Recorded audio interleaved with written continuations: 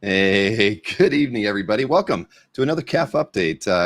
This is the last CAF update before San Diego Comic Con happens next week. I know many of you are going there, so when we do a CAF update next week, I expect to have a much smaller crowd. But I hope everybody has a good time this year. I am not going. It should be fun. You know, I pretty much many people from the channel are going, and I think that I'm missing out. But you know, it is what it is. So you can't go to every show. I hope to go to New York this year, though. But before we get started, I saw a few people asking about Josh in the chat, and Josh Flanders. Everybody he seems to be okay after a pretty serious health event, but send some positive vibes his way. And if you're friends with him on Facebook, you can get an update from him from over there. But if Josh is watching tonight, and I hope he isn't, I hope Josh is resting well. Our thoughts are with him, and we look forward to seeing him back in the chat sometime soon. So let's get this thing started tonight. I mean, we have a lot to cover. I've got several video clips. I've got a weekly flip from Mikhail.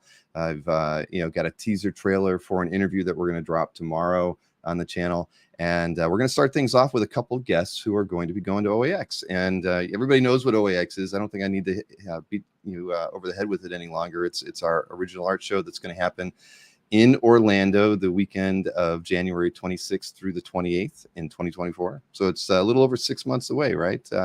It's closing in fast. So we've been doing a lot of work on the side, but we've been still talking to potential guests. And the guests I've got tonight, I didn't think it was possible, but it turned out to be possible. So let me bring both of these guests in tonight. We have Adam Hughes and Allison Stone. Welcome to the show. Oh, did I surprise you? Sorry. Well, welcome. And thank you. My purpose in life is to embarrass my wife. No. Are you embarrassed, Allison? No. What, by that dungeon troll down there drawing in the dark? No, not at all. It's actually very well lit. I have very old equipment, and it maybe it looks like I live in David Fincher's basement, but I do not. It's actually well lit, and it's very safe. No fire hazards. Rich Dandy says pick a winner, Adam. Right. So they're all winners. They are all winners. So I didn't know you guys had a Stormtrooper upstairs. That's pretty awesome. I've never been to your place. So this is actually a birthday present from Adam to me like 15 years ago. It's not a Stormtrooper. It is someone's armor, like some 501st guy that decided that after one too many meatball casseroles, it was time to upgrade to a biker scout. No, he upgraded to Darth Vader because it's all black. Oh, gotcha. Slimming. But I bought this off of eBay, and then I put it on a mannequin and put it in her studio when she was asleep one day. And the guy who I bought it from was a bit of a husky cheerleader.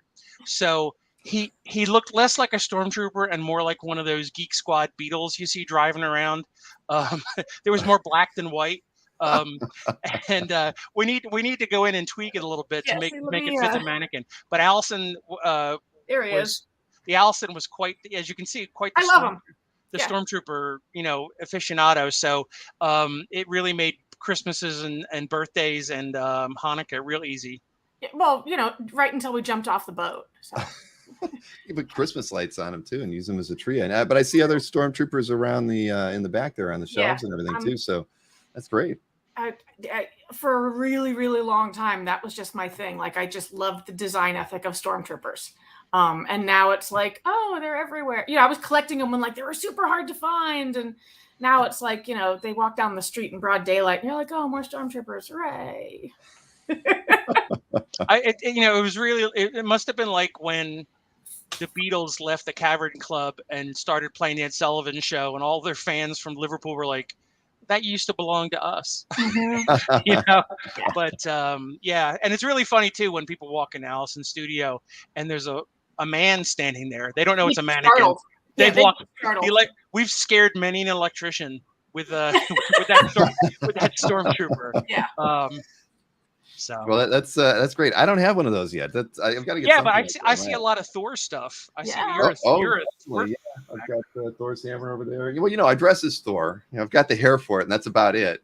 I don't have the physique or anything else, but I try to cosplay a little bit every now and again on the channel just to keep people, on their toes. Yeah, but Hey, You should have a cosplay day down in Orlando. it's almost always a cosplay day down there. It seems like. Yeah. All you have to do is like leave a trail of pokey, Pocky sticks on the ground, and they'll come running. Exactly. I'll come as the Raider from Boulders, the Boulder from Raiders, as I said earlier. The Raider from Boulders, nice. Yeah, my God. We're like 4 days out from leaving for San Diego, and we're baked. Like, yeah. I haven't slept. We're juggling. Hey, do some sketching, do some portfolio art. I'll brush a dog. Should we clean some of the house? No. What are we gonna eat? Something from yesterday. Like, it's just, we're counting the minutes at this point. So if we sound stupid, we apologize. But and we haven't done San Diego since 2019, right? Yes. And for the pandemic, yeah. Right, and like I was very happy. I welcomed the pandemic. I welcomed COVID with big arms and a hug, because I was like, yeah, I don't have to do cons anymore. I've been doing cons for 30 some years, and I was like, I'm tired. And when we returned to the convention circuit back in the spring for WonderCon, I was like, I haven't been on a plane in 3.5 years. I haven't been to a con in 3.5 years. What is this going to be like? And the only startling aspect about it was the fact that it wasn't startling. I just slid right back into, it was like riding a bike. And we were like, okay. And then we did Boston, and Boston was just a breeze. And I was like, going, great time. Yeah. Maybe that's all old Adam needed, was a break. Mm-hmm. We're making out up here. Sorry. Yeah. And that's why I stay downstairs.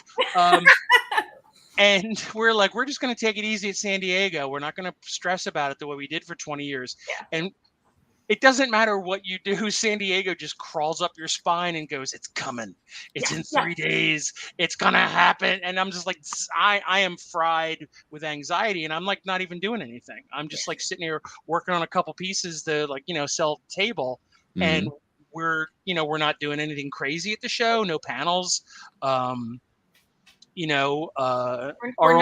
launching a couple of new prints, but there's no new sketchbook. Nothing where we're like, oh, we're going to expect, the unwashed masses to overwhelm us. Although that's mean, Allison. That's only a little mean. It's very true. Wow. I love we are the unwashed masses. Right now. The reason why we're apart right now, we're a floor and a house away from each other, is because we stank. This is how much we think of you guys. I showered for this. Like, I don't Adam? remember. Wow. No, it's, this is special. You guys got to shower for virtual Allison. Wow. I thought only my mother threw me under the bus, but wow, Allison does it too. Out fucking standing. Great. Awesome. Well, boy. So I don't know where to go with that, but I saw that Allison, you're coloring. You're going to be coloring some stuff from Adam this at the show, right? And you were asking people if they wanted you to get anything colored. I'm always really grateful that people like that. I enjoy doing it, and in Boston, the response blew me away. I did more than I've ever done at a show. I think I did 25 over the 2-day event, and I was just like, okay, people are really digging this. So the thing I enjoy doing, people are enjoying getting. So I asked Adam to sketch up a bunch of blank covers before the show so we can walk in on sneak preview night with stuff for people, because I'm going to start behind the 8 ball. As people are getting things sketched and handing them over, I'm already behind once the show starts.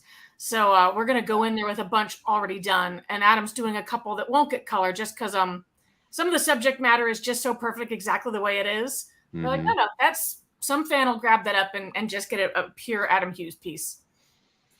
Well, that's awesome. Yeah. implying that when my lovely wife colors me, it's impure. Oh, it's contaminated beyond belief. Just get my stink all over that. Unless it's powered. It's like a 55-gallon drum full of space monkeys. It's just all toxic, you know. Do you have a 10 by 10 booth so you can sit at opposite corners we during do, the show? in fact. And we're bringing the lovely Ricky Lakoti with us. Oh, very so nice. She can be in between us and hold us back. Just stay away. Yeah, I mean, Well, I hope you're situated right underneath one of those, the big AC units, just blasting you the whole time. Oh my God! I remember the one year where when they cared about people in the room, and they were like, okay, and they figured out this sort of like Norden bomb site, for this many sweaty bodies, we have to have the AC pre-cranked to this, and we got there like an hour beforehand, and the air coming down on us could have chilled a ham, and I had to go over to a booth and buy an ill-fitting Batman a hoodie because I was freezing my ass off. And so there's me with like the bat symbol stretched out of shape because I'm, the Raider from Boulders, and I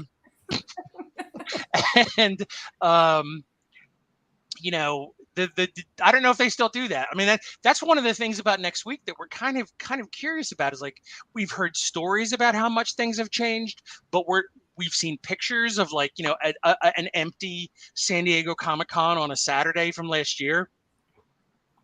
We have no idea what to expect. Kind of San Diego Comic-Con, actually. What? Mm-hmm. I said that's our favorite kind of San Diego Comic-Con. And I hear now that Hollywood's not going to be there, there's all sorts of speculation about, how empty it's going to be, how many people aren't going to come. And I'm like, great, we will have a big Adam and Allison party. I heard party at our booth. I heard they're turning Hall H into a Thunderdome.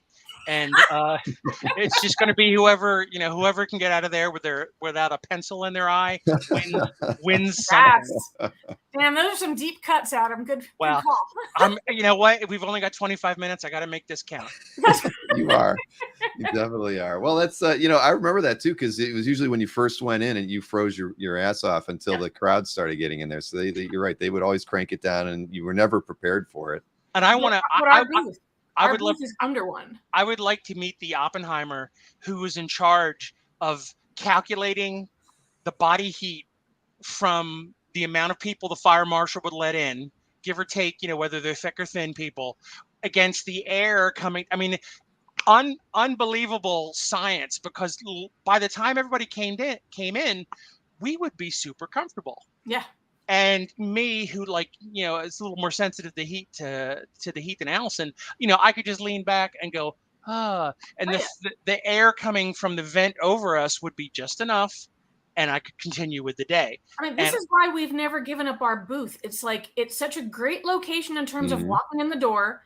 It's literally the shortest walk from any spot on the floor to our hotel. Laziness strikes back. Really close to toilets. And that vent. Right outside the door, I know. And that vent. And it's like, it's honest to God, when you're in your 50s, toilets and vents, that's all that matters. That's all that matters. And snacks. Snacks and naps and toilets and vents. That's the name of the next sketchbook. Yeah. She has good ideas sometimes.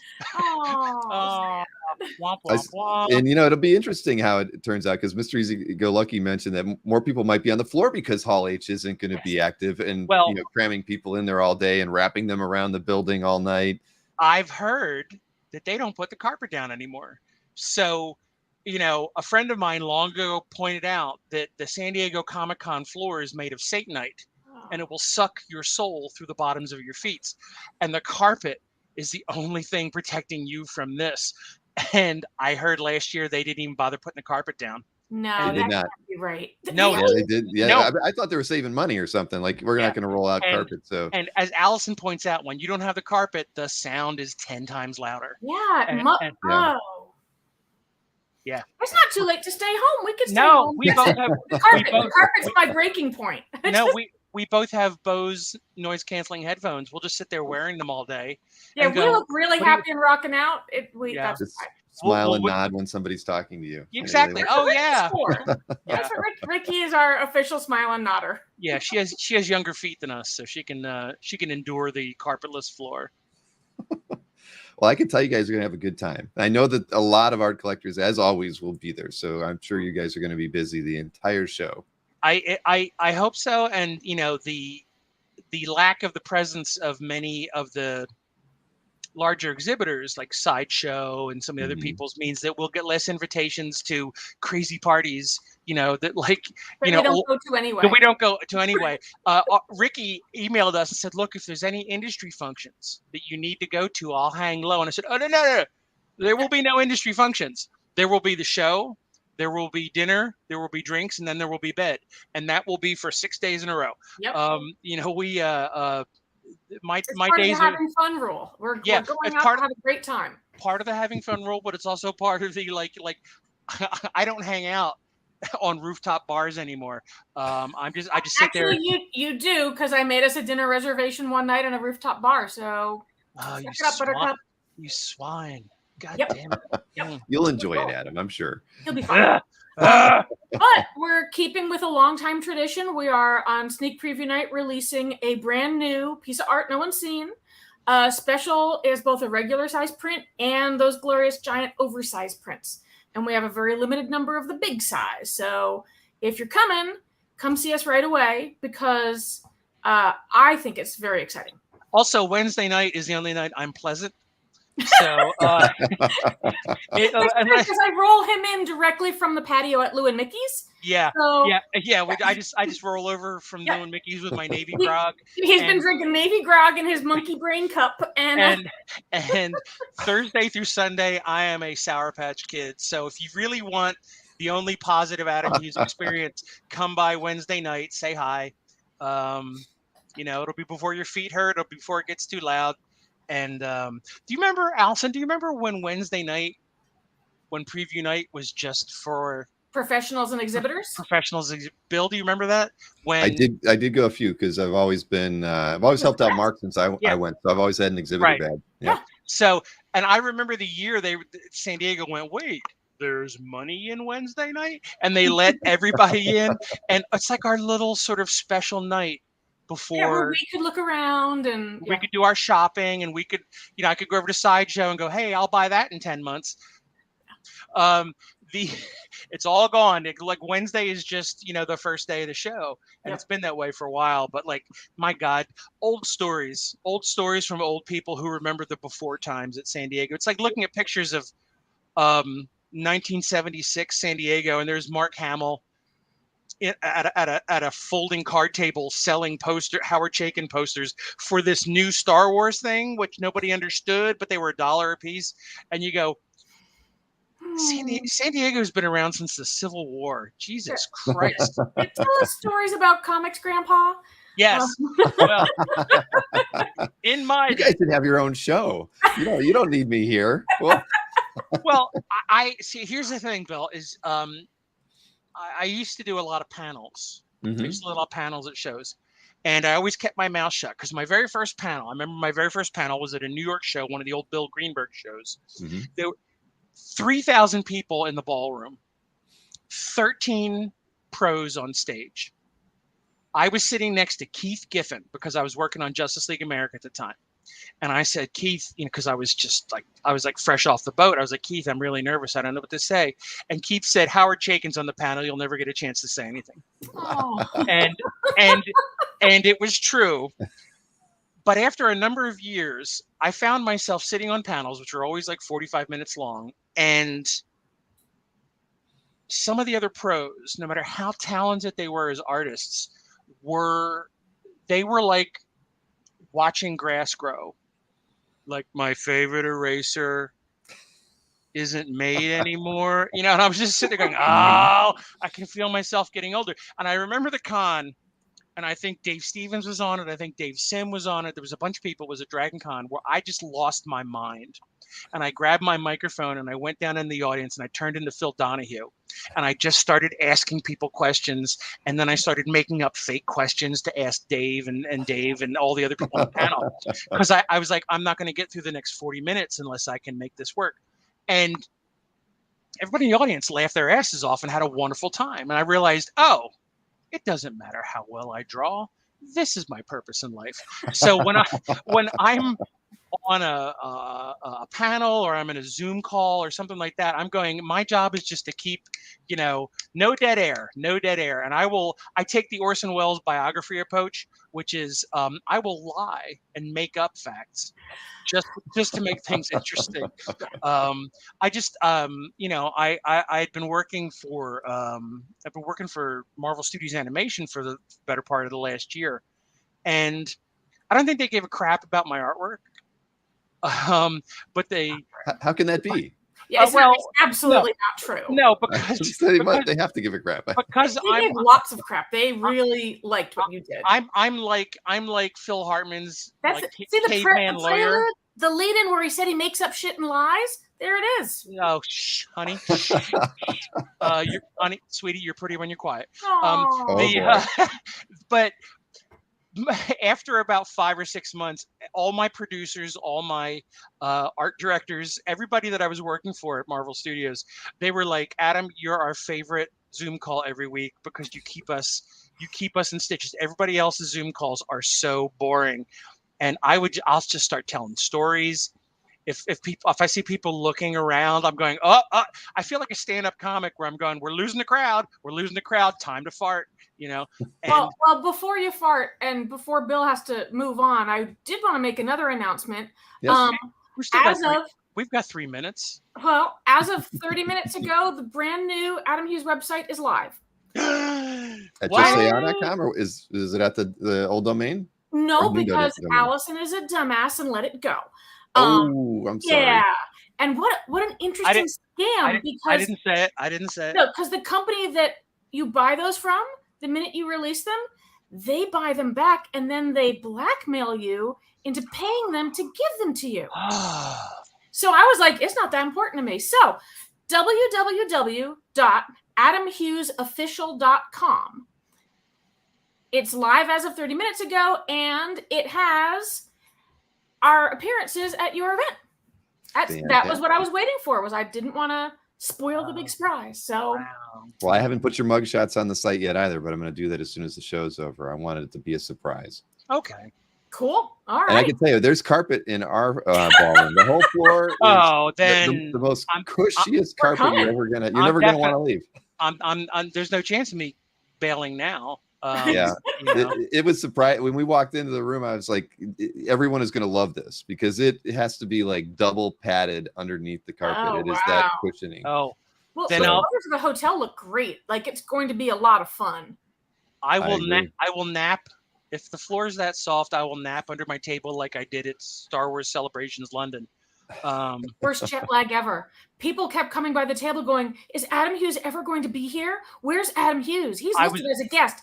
And I would lift the curtain of the table, and there he was, sprawled out on the floor sleeping. I made a pillow out of bubble wrap, and I was looking at everybody's shoes. I was just like going, I literally cannot stay awake. Yeah, jet lag was miserable that year, but no, like the patio at the hotel, I was thinking that's like prime hang out with our friends and fans, have a cocktail, chat, back to the old days of cons where we used to sit afterward and, have a bite to eat, have something to drink, talk about comics, talk about art. You could sit and talk. You could sit and talk with people, colleague, peer, fan, whatever, and all the walls were down, and you were just like a bunch of people hanging out in a social space, and you were all there because of you had the same interest. And we're friends with a lot of those folks still today. And in fact, I sent them all the link to the event, and they're all coming because 3 or 4 of our old comic collecting friends that we met at the old shows are like, this looks just like what we all enjoy, and they're coming. So we're all going to sit out there and just try to relive the old days. Well, that's, I'm making a show that I feel like I'd like to attend. And I think that's exactly what I think most people want. Yes. And we're there for it. We can look back and say we were at the inaugural event. Wow. I'm glad you didn't say first annual because I would have to divorce you. That's all it took? Yeah, we know. You don't like first annual? Really? Well, I'll talk to you later about your misuse of the subjunctive clause. But boy. we can save that for. No, now we I have, see why you needed to be in different rooms for this. no, we have so much fun. Yeah, we do. We laugh all the time. I mean, the tears are real, but the laughter's also authentic. But yeah, no, we're looking forward to it. I think it's going to be a super good time. Location looks great. You know, the nice thing is our last event is New York Comic-Con, I think. So after that, it's all just draw and fill up the portfolio so that we can turn up with all new artwork. Mm-hmm. Yeah. That'll be very exciting. And, you know, January is a swell time to be in Florida. Yeah. That's one of the bigger draws we felt was, going for the show as well. And we're right across from Universal. I mean, 20 minutes from Disney for people who want to go there. I mean, I think it's, I'm hoping people bring, their spouses to the show. That's why I have a couples ticket as an option in there because, why not make a vacation of it? Yeah. I've already sold a couple of couples tickets for you. So, yep. That's what I like to hear. You're hired, Allison. I was like, I want to do this with all of our friends. So yeah, we have a bunch of people coming. Well, that's awesome. I appreciate that, and I'll get you on the site tonight.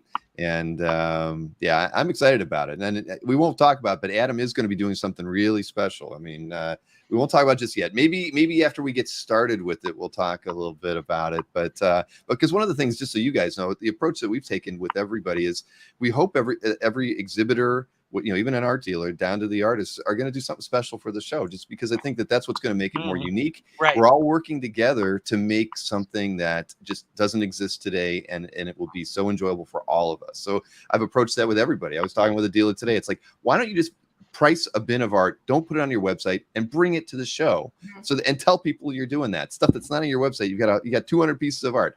That's I'm trying to work that with everybody that's coming, and and we have something special that I think we're going to be doing too. So but that's my approach. I think that'll make things so exciting, and that the first year should go so well that people are going to want to be there for sure for the second year and feel like they can't miss this year. So I think it's going to be something out of the ordinary, and I'm looking forward to it.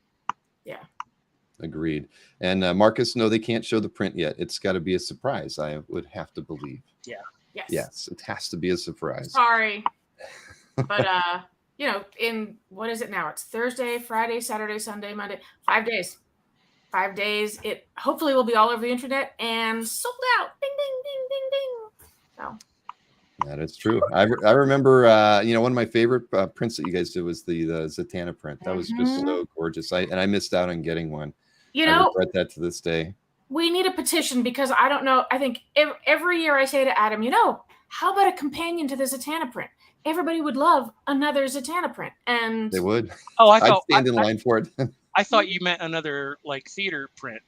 I do mean another theater print. It could be Zatanna. But I thought you meant a different character. I was going to do Joe Bluth from Arrested Development, with a knife in his teeth, and it just says the final countdown. And I just, Am I kidding? Am I joking, children? Or am I serious? No, you're not. I won't wait in that line, Adam. I'm just telling you right now. In that year, we did not break even at San Diego Comic-Con. Yes, your table was like a ghost town that year. No. But I'm expecting to see. Well, I follow you guys on social, so I'll see. I'm sure a lot of photographs you guys are posting. I'm sure you'll be mobbed, Allison. I hope you post a lot of color pieces that you do because they're always fun to see. Well, not only do we have thank you, I appreciate that.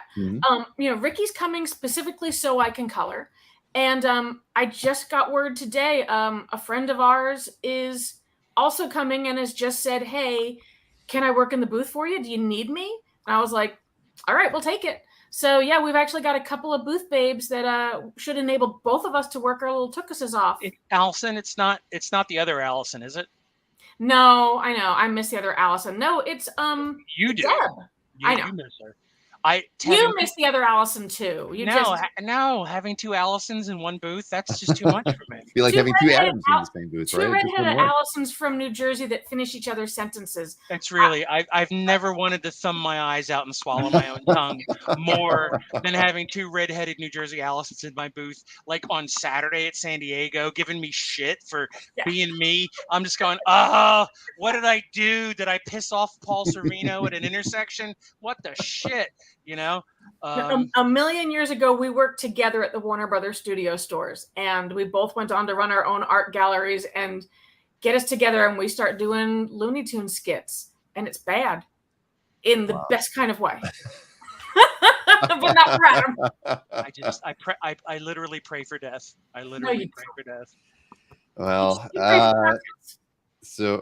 I'm sorry I'm gonna miss it, but but maybe we'll reenact it in Orlando for you. Yes, we'll bring her down for Orlando and completely and apocalyptically ruin your show. Oh my God, you've said it. I'm calling her. I'm going to make sure we put you on an island for yourselves then. I'm not sure how I can do that in a square room, but I'll find a way to separate you. I'm doing it. I'm calling in the other Allison. Bill, no man is an island, but I am a peninsula. And oh my God, if you sentence me to that, I will just... It's done. It's live. She's probably watching. She's probably packing now, making a reservation. Oh, really? I'll bet she'll bring her kid. It'll be great. One last question from the audience, since we didn't take any. Jason wanted to know where in Jersey? He said Jason says he was born and raised there. I'm from Morristown, up in Morris County, and I worked in Bergen County, Primus Park Mall, and the Rockaway Mall, and the Woodbridge Mall, because New Jersey is the state of malls. Adam is also from New Jersey.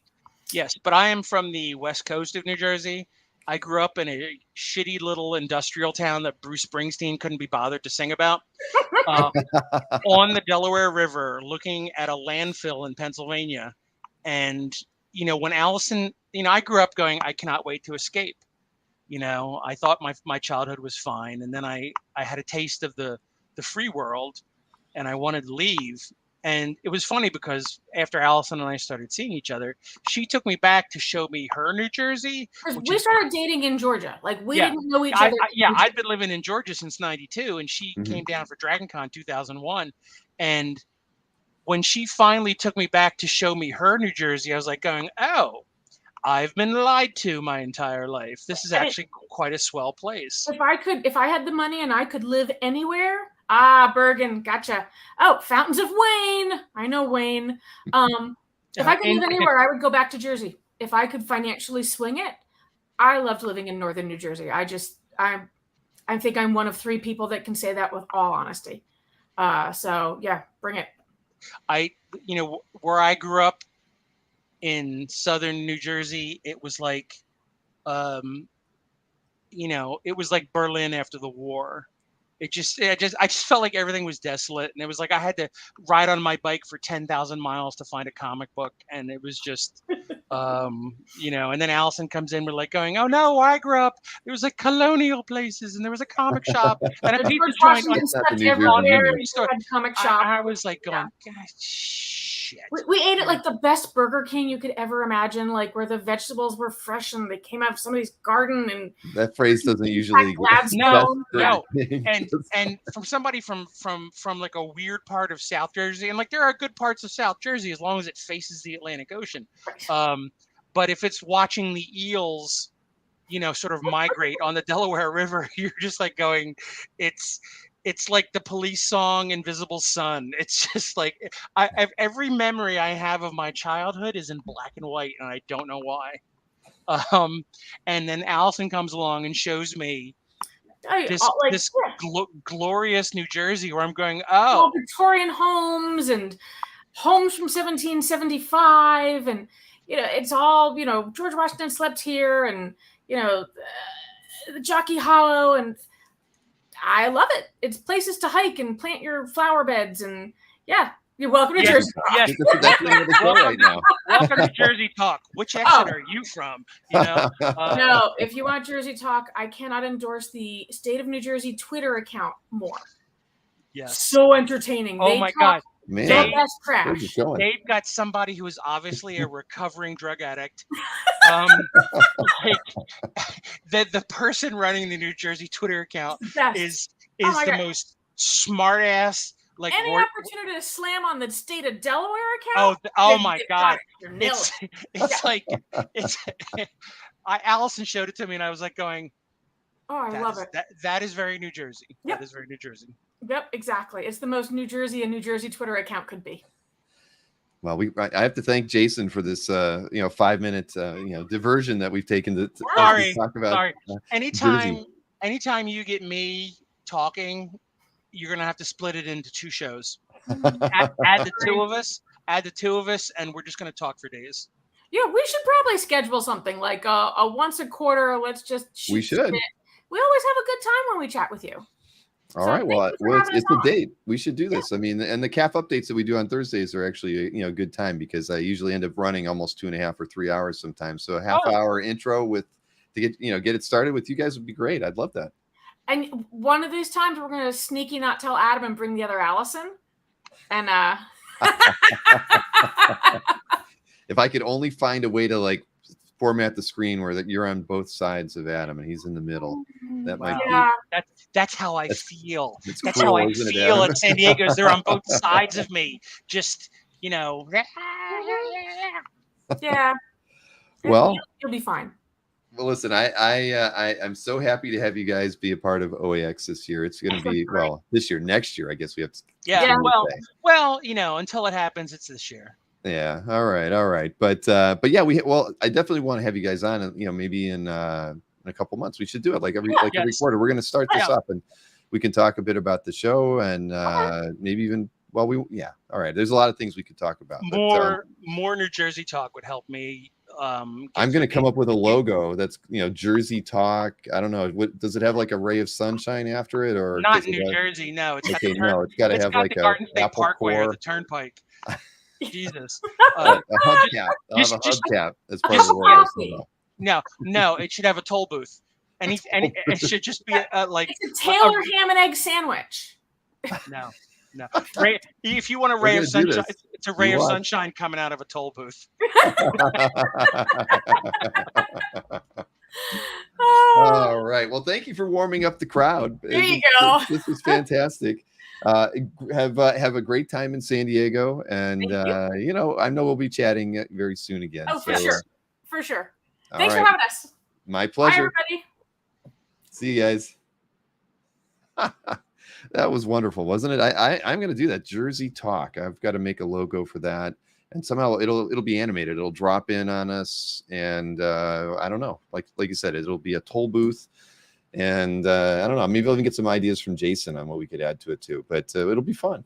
But every quarter we'll do that. I think I like that idea, and we were kind of planning that, as everybody knows, with most of the OAX guests that we have, we want to bring them in, a couple times before OAX, talk about if it's a current project, or anything that we can promote, and then talk about OAX too. It works good for everybody. And, that's the whole kind of philosophy behind the show, is making sure that, we're not just a regular show. We're doing a little bit more for everybody who's going to be there.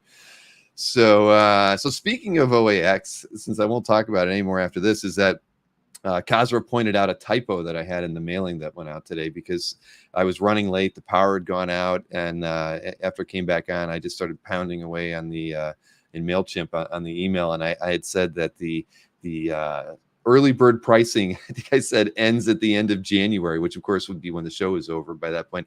It began with a J. I meant to say July, so it's the end of July. So everybody only has about 18 days to get the extra $25 off your ticket. So just keep that in mind, that I'm not going to adhere or endorse or allow us to have the early bird pricing through the end of January. So from now on, I'll have somebody proofread everything I write from now on. But yes, Chris Snorik, I knew as soon as I used the word pounding that somebody would get me on that one. I have to work on that.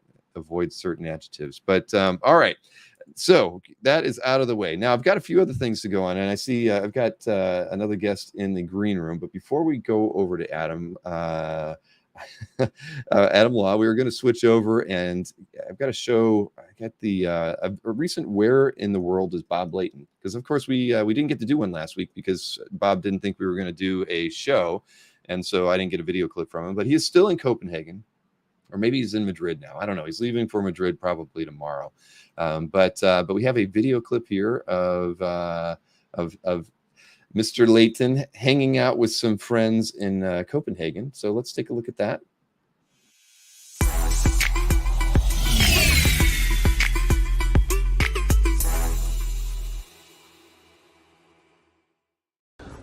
All right, here we go. What is this, episode 6 or 7 of Where in the World is Bob Layton? Well, as you probably guessed, I'm still in Copenhagen. I'm back in the city. I've been in Valby, which is like a suburb or whatever, for the week with the Israeli sisters. You saw them on my post. They're 2 baking gals from Danish and Israeli descent, and man, can they cook. So I've been hanging out every day, inviting my fans to come join me, which some of them actually have. Some of them actually have turned up, and I bought them lunch. So I'll be there tomorrow if you guys want to meet me in Copenhagen, in Valby, at the Cakes and Friends Bakery in Valby. Anyway, so here we are tonight. Let me show around. We're going in to the little apothecary here. This used to be a drugstore, and now it's a restaurant. So my hosts are down here. So let's go inside. And here's my friends. You've met them before, at least on Facebook or whatever. Merritt and Tim, and Liam, my friend Nick. So guys, tell them, if you can, tell them about the history of this place. This is called the Lille Apotek, translated to English. It's the small pharmacy, and it's like Bob says, an old drug den, you can call it. And it's one of the oldest, if not the oldest, in Danish. Sorry. Yeah, it was your idea to bring us here, right? Yeah, it was my idea. We like this place. You guys are really not following the thing. I said, Odie, answer me in Danish. I told him, Odie, answer me in Danish, okay? That way everyone watching the show would be confused. And they just totally didn't get it, okay? Anyway, so this is my last night here, actually. Tomorrow I'm packing. I'm meeting with my director out. I don't know where I'm meeting him at or whatever. But tomorrow, as you know, packing for a around the world trip is a major event. So it takes most of the day. Liam, say something in Danish.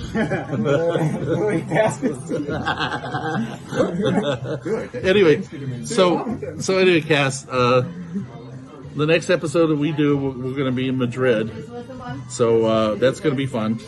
My Spanish is a little better than my Danish. That's for goddamn sure. Anyway, so I've added Thailand to my trip. After South Korea, which I'm going to be there for 6 weeks, we're going to Thailand. So anybody here been to Thailand? Ja, jeg har været i Thailand.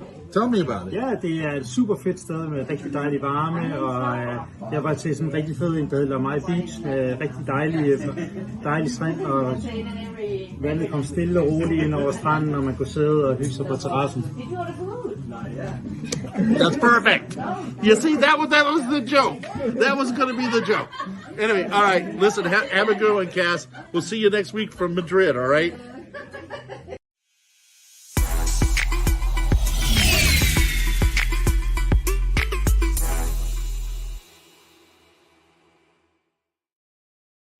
So yeah, there's Bob Layton, still having a great time in Europe. As he said, he's going to Madrid. He had some meet and greets, I think, this last weekend, and yeah, he's making good use of his time while he travels the many countries of Europe, and and he's going to Thailand, right? He's going to, exactly where he needs to be. So next, I'm not even going to repeat that one, Jason. No, sir, but that could be on a T-shirt, I think. Let's see. I saw a question there from Mikhail. Where was that? It said, Bill, can you please drop a link in the chat as to where to go to manage our email preferences? I've stopped getting some CAF emails. I've heard that from some people. I don't really know why that is. Like potentially maybe if you didn't open a few in a row, it might have like unsubscribed you. Trust me, it's not anything that I do on my end. So it might be a MailChimp automation. I don't have a link that I can give you, but if you go to any email that you've ever gotten from us, whether it's the daily email or like the email that went out today for Thursday's CAF update, there is a link at the bottom of the email that says manage your email preferences. If you click that, it will allow you to see, what are you subscribed to? Because, there's basically the base list, and then we have 3 sub lists of that. Get the Thursday mailing, get the sponsored announcements like we sent out for, Hakes or Comic Link, those sorts of things. So, Yeah, there you go. James is reporting calf as spam. That's probably part of the problem. Let a guy from Cisco go out and report me as spam, and there you go. But that is how to do it. And I get that question a lot because sometimes an advertiser will have me send out a mailing for them, and they're not subscribed to the sponsored email list, and so they don't get it, and then they don't think it went out. But that's kind of how we do it around here. So check that out. I would encourage everybody to see, what they're subscribed to and not subscribed to. But it's that easy. Because I think the link is actually tailored to each person. So I can't tell you to just go to this link. You got to click the link in one of our emails to get that. And for those of you who are not getting our emails, the way you get on the mailing list in the first place is just, if you log out of CAF, log into CAF, and I present you with a screen that talks about a few things, but it also allows you to subscribe to the mailing from that first login screen that you do. So if you're not a member of any of those lists, that's how you get on a mailing list. All right, so let me bring in a gentleman who's we've seen before. We've had a few dramatic readings from Adam in the past. Welcome to the show, Adam. Hey, Bill. Thanks for having me. I appreciate it. Maybe your audio's a little low. I'm not sure why. Maybe it's my let's see here. I'll turn my mic up a little bit. Test. That's better. It's the distance. So how you doing? Good. Thank you for having me on here today. I am on here, I guess, to talk a little bit about an interview that I sent you. I met a fella named Hart D. Fisher, who actually lives in my town. I learned about him through a film festival that he puts on, which through some bar conversations and some drinks led to me learning that he actually was the publisher of a comic publishing house called Boneyard that started in 1991. And Boneyard has, it definitely had some successes, and Hart himself has made some interesting impacts, and he's an interesting personality. So after getting to know him, I was like, you know what? I'm going to set you down and we're going to have a conversation, and I'll try to film it. And you got the results. So where did you run into him at? I would see him out and about on town. I would go to karaoke nights at some local bars, and he was up there singing Queen. And, as a little dive bar, it spawns conversations and talks on everything from whatever, time travel to comics. And that's just kind of how that had led its path to me learning about it. And that led me to learning about Boneyard and some other of the independent publishers that were out in the time in the early 90s. And he's got a lot of stories of going to old cons. The conversation I had with him was like 4 hours, and we drank this entire thing during it. So it was interesting and it was fun. And I just wanted to edit something together to share and put out there. Are you suggesting that I should be drinking when I'm doing my interviews, or it's very easy to hide. It's well, right. I mean, I could probably mix a little bit in with a Coke or something like that. Yeah, and actually, I wouldn't suggest it because by the end of it, I was way too toasted. I had to call my wife at 1 a.m. and be like, "Pick me up," and I made him take right outside my office is a beach, and I took a romantic walk with Hart to sober up on a beach walk. I wouldn't suggest it actually. Dang. All right. Well, then that's what I always felt. I always wait to have my beer or drink of choice until after the program is over. Because I don't think I would handle it very well. But hey, so what you not only did you edit the video that we're going to post to the channel tomorrow, I haven't scheduled a drop time on it, but I'll probably put it at probably 3 p.m. Eastern, and it's an hour long. So even though it was a 4-hour conversation, you took the time to edit it. And I used to do the first 6 posts to the channel were edited interviews, and I knew after I'd done those I was never going to do another one because they are a lot of work to find the nuggets and to skip over the the pauses and the where they're trying to figure out something, or you say enough time. Yeah, and there's some daytime transitions because there's a window in the back. You just have to learn to just roll with what you got, make it make sense. And I try to hide things with overlays. I did my best. It's my first time trying this, so but I think it came out pretty good. Yeah, well, no, I watched about 2/3 of it today. I didn't get all the way through it, but I know he's an interesting guy. Definitely. He is. And so, Hart will still have stories to tell. If anyone dives into his stuff, you'll just see a world and a spectrum of what he did. And it is an interesting history. And it honestly is. And in the end, he was a really young guy, started doing this in his 20s, worked at another small publisher called North Star when he was still going to college. And he was there during an interesting time. And in the end, it was one, a young man that actually put something together, put it out there, actually published a lot of books, lasted for quite a while. And so in the end, it's impressive what he did. Well, let's watch the trailer. It's very brief. I think it's not even a minute, but it's a good kind of precursor for what you're going to see tomorrow. In the underground lair of an upstart publisher. In the underground lair of an upstart publisher. In the underground lair of an upstart publisher. In the underground lair of an upstart publisher. Hart Fisher of Boneyard Press, which publishes adult-oriented comics.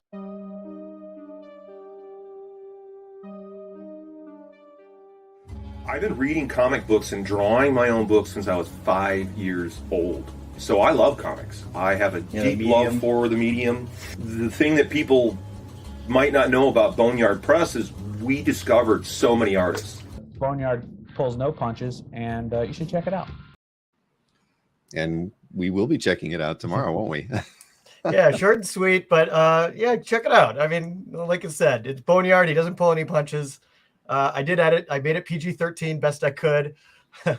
But he dropped some interesting things, and I learned a decent amount while talking to him, and I'm sure there's more to tell. He's gonna have a biography coming out, so anyone that interests him, and again, just happened to be, it's quite a thing when he just happens to be a guy that was living in your neighborhood that you didn't know until you know.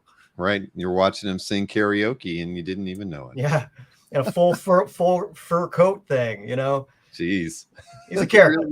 He likes to get into it, doesn't he? Yeah. Hey, let's see. There was a question. Where was it? Bootleggings wanted to make sure that was a William Dafoe mask in the background, right? There's William Dafoe, like big cutout thing. We have it's like an inside joke with me and my friends. We leave it in secret spots in each other's houses and like backseat of cars. And it goes back to this like inside joke about Dafoe and how he's like this timeless Djinn type. It goes on and on. It doesn't need it's a random thing, but yeah, that's William Dafoe in the back. So it's not a mask, though. We get that straight. No, it's huge. It does look kind of gigantic. Oh yeah. Yeah. I can and see so it. It gets funnier and funnier. I've had it under bed covers at my house. I've had it in a shower, and then we just go back and forth from each other's houses, leaving it places. Mr. Easy Go Lucky said, "Is there an R-rated version for CAF members?" I can just dump 4 hours and off you go.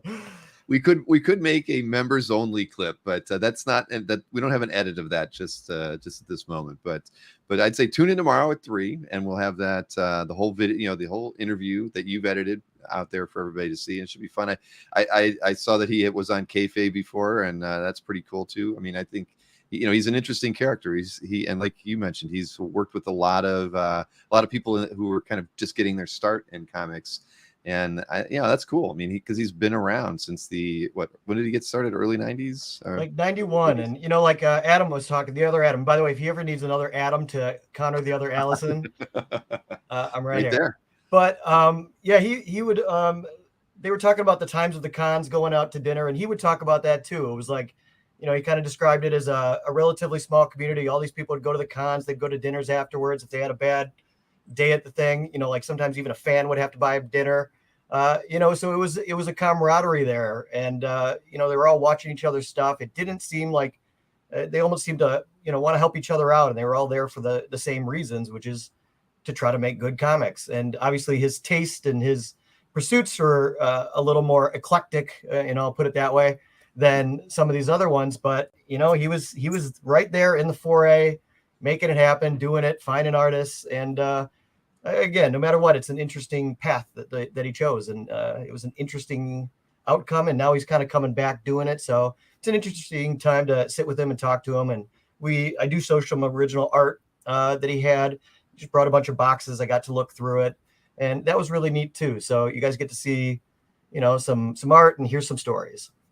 Sweet. Well, I appreciate you doing it, Adam. I really do. I think it's absolutely. I've always talked about anybody who comes up with their own ideas for segments or shows. I mean, to pitch me, and you didn't even pitch me. You just did it, and I love that. I mean, you crossed your fingers that it was going to be. But I mean, I love this stuff. The more content, the diverse, that's diverse things that I don't have the time to do or wouldn't have the opportunity to do. I love the fact that that you tackled this. I've actually had a few other people who approached me recently about interview ideas with other creators and whatnot. And I'm like, yeah, let's if you can do it, I'd love to be able to air it, because at the end of the day, I want the show and the channel to be more about the community and not just whomever I choose to pick, to interview with and hang out with. I mean, this is somebody who I would never have run into or even thought of interviewing, and now we get to have that content here. I think it's just, and he lives in my town. Yeah, and right. If people out there, if they have somebody that's in their community or something, it is a great opportunity just to sit down and have a conversation, because they like talking about their experiences and their past and their accomplishments and some of their mistakes. It's just an interesting conversation is there to be had with a lot of these people, and it's a great opportunity if somebody happens to walk into the bar, and you learn about a comic past. Yeah, seize it. Why not? Exactly. Well, I appreciate it. And again, 3 p.m. tomorrow, you will all get to see it Eastern Standard Time. You get to see the interview, and please leave some comments afterwards as well, encouraging ones. Maybe Adam will run into another comic creator nearby, and we'll get another interview like this. You never know. I could interview Jeff Easley one day. I'm a huge fan of Jeff Easley. I would love for you to do that. I mean, I got a lot of painted artwork, Rob Eggleton stuff, and Daryl Sweet, you name it. I mean, I would love to see something like that. That'd be fantastic. He's a sweet, sweet, gentle man. All right. I've spoken though, so I'd have to turn up the volume. All right. Well, thank you, Adam. I appreciate it, and and enjoy the rest of your evening. I hope that where are you going to end up putting the mask? Well, it's not a mask. We're going to put the head. Who's going to get it next, and where are they going to get it? I do have a friend that's in this core group of 4 guys where this story came from, and I'm gonna. Well, he won't watch this, but I'll put it in probably his car, in his trunk. I'll just have to steal his keys when he sleeps over, because I got a friend visiting from Korea. I'll make it happen. There you go. And Scott Wingo says, let's get Adam to OAX to interview the creators. Exactly. I don't see why not, right? I am tempted to actually try to go there. There's an airline that I found that's actually really cheap to get to Orlando for me. Oh, good. Well, that's we'd love to have you. It would be a lot of fun. I mean, I think it's going to be a big hangout. And I'll be honest, we've been watching the ticket sales come through on that. I don't know half the names, and that's so cool. I mean, I it's like I don't even recognize that name from CAF, let alone in the chat. So I can't even imagine what the show is going to be like. But there's going to be many new faces, as well as a lot of the regulars that we have here. So it's going to be the best kind. Put them in a room, some art, shake it up, and see what happens. Exactly. All right, man. Well, listen, we'll be talking again soon, I'm sure. But yeah, keep me posted on whether or not you can make it to OAX. I will. Thank you, Bill. Thanks for having me. You got it. All right. So yeah, look for the interview tomorrow at 3:00. That's fun. And I would encourage anybody who feels, the itch to do an interview, whether it's an hour-long interview or a 5-minute interview. I think that they're all valid. If you see somebody at a show at San Diego and you're able to sit down with them and do a chat, do it and send it my way. I'd be happy to share it on a CAF update and then get it out there for everybody. Yeah, that is the long arm of the law, says Rick Welch. You got that right. Our man on the ground, Adam Law. Right, he could. I mean, why not? I mean, at OAX, I would like to think that, we're able to kind of capture moments during the show where we could have somebody doing some brief interviews with most of the exhibitors and guests. I think that would be fantastic. We want to be able to record it for posterity, share it with people who weren't able to come, make them envious that they weren't there. From the moment people arrive to the moment they leave. I think it'd be fun to see a lot of that stuff. So where was I thought I saw a question in the chat, but I probably have already missed it. Oh yeah, Jason, he's full of questions tonight. When are we getting a Kazra collector interview? We already did one, Jason. It was like 2 months ago, maybe 3 months ago. Look it up. There is we did the interview. You just weren't there, apparently. You were hanging out in New Jersey somewhere at a bar. Every other photograph on Facebook, Jason, is you just having a good old time in Jersey. So CW says they're already envious. Anyway, it's wow, it is actually 10 o'clock already, and I see Felix is going to be doing something. So my audience is probably going to dissipate. But hang out. We've got at least another hour and a half of programming here to go. There you go. Kazra put it the link in the chat. Kazra's now a moderator in the chat because he's been around when I've had some difficulties, and I thought, you know, I'm going to just allow him to handle any weird issues that could come up. Did I dye my hair today? Marcus wants to know if I have any grooming tips for anybody. No, I did not dye my hair today. But hey, you know what I did do? And this will make everybody very, very happy, except it's not quite ready yet. And that is I bought one of those $1,000 cameras that I've been saying I should buy, and I've held off because, you know, I don't know why, because it's not because I'm cheap. I just felt like, you know, it's going to be a problem and difficult, and I was absolutely right, because I've got it sitting right here and I'm not using it. I'm still using the cheap webcam because I got this darn thing in this Nikon camera and it's stuttery. And it turns out after you buy the $1,000 camera, you have to buy another like $150 HDMI USB hookup to your desktop or laptop, and then this other cable. And so I had to reorder those. So those things won't even be in. But here, you want to see how crisp and clear you'll Marcus, when you ever have a grooming question, you'll be able to answer it yourself, because you'll be able to like count the hairs on my chin probably with this darn thing. But here, let me see if I can switch to the other one just momentarily. I won't leave it on just because again, it's just stuttery and it's not perfect, but the picture quality is pretty damn good. As you can see, look at that. You can like count the wrinkles in the shirt. Maureen's got to press this a little bit more. At any rate, there you go. It will be an incredible camera once I get the USB to HDMI converter in the mail on Sunday. So I'll switch back to the other camera. But again, I knew that everybody would be very, very happy to know that we won't have any more focus issues any longer. I mean, look at this. I can actually, darn it. It's not on the tripod properly. But look at it. It does all this crazy stuff there. Now you can count the hairs on my chin and back. So, all right, let me switch back to the other camera. Hopefully it's still working. And there we are. All right, see, nose hair. Exactly. You're going to get any grooming questions you have. You'll be able to answer yourself. You'll never have to ask me one question ever again. All right, I can scratch camera off my list now. All right, okay, so where am I at now? I've got packages to open. And I saw James in the chat, not James Siegel, but I got a package from the American Heroes Collectibles. American Hero Collectibles is a new advertiser. Well, they've been on the site for almost a month, I think. They have that Rocketeer coin, and well, actually, I can actually share a screen here because I pulled that up and didn't load it here. Let me highlight this. Where is that? Right here.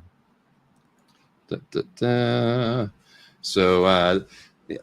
Let me scroll up there. There we go. So this was at AmericanHeroCollectibles.com, and James, who I've been dealing with over there, he suggested send me one of the versions of this, because they have a couple different versions of this set, and I've got the signature edition, I believe. So as you can see, the premier lettered edition is already sold out. So I've got a version of that is still available. Lots of packing peanuts in here, but again, this is at AmericanHeroCollectibles.com. They've got an add-on calf. Sorry, just watching you guys in the chat. We're gonna make a mess with some peanuts here to get things started. Here we go. Got that. And yep, Maureen's gonna be real happy when she sees my office tomorrow. Well, okay, and the extra padding, good. All right, let's see what we got here. All right, so looks like we have the classic and the signature edition here. So we'll take a look at the classic edition first. So as you can see, well packed and bubble wrapped. And if you're watching the Felix thing going on here, say hi to Steve McNiven for me. I had a really great time chatting with him in Heroes. So let's see here. So with this, as you can see, let me hold it up. There is the classic edition that was on there. So we've got a couple. We got a nice pic of Dave there at his studio, and you've got a comic as well. I'm not going to have time to go through the whole thing, but the comic, of course, has a lot of personal information about Dave in there. That looks very cool. And let's see here, extra padding. And then, I don't want, I guess I should take it out, right? Wow, this thing is heavy. This is not what I was expecting, James.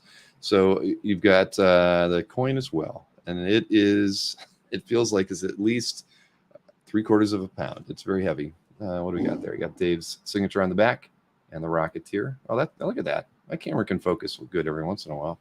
And then from the front, then I'll go a little bit closer there. How's that? Very nice. Put that back in the box. Then we'll take a look at the signature edition version of this because it's in a different box.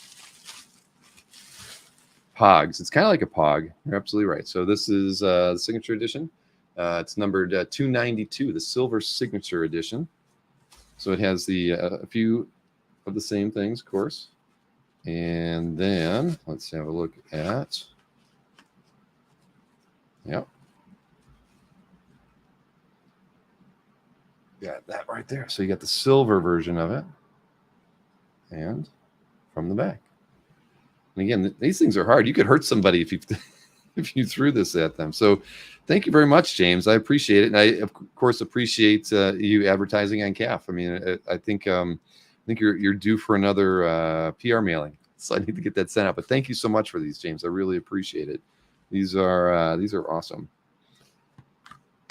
And of course, we had the Dave Stevens bio that got put out not too long ago by Kelvin, and that was I actually have not gotten to see that yet. I hate to say it because I know it's out there, and I have not taken the opportunity myself to watch it. I probably order it and stream it online somewhere, right? And let me see. I can just highlight that too because James is in the chat. The signature edition booklet has extra pages of Stevens art. Let's see. I probably missed that.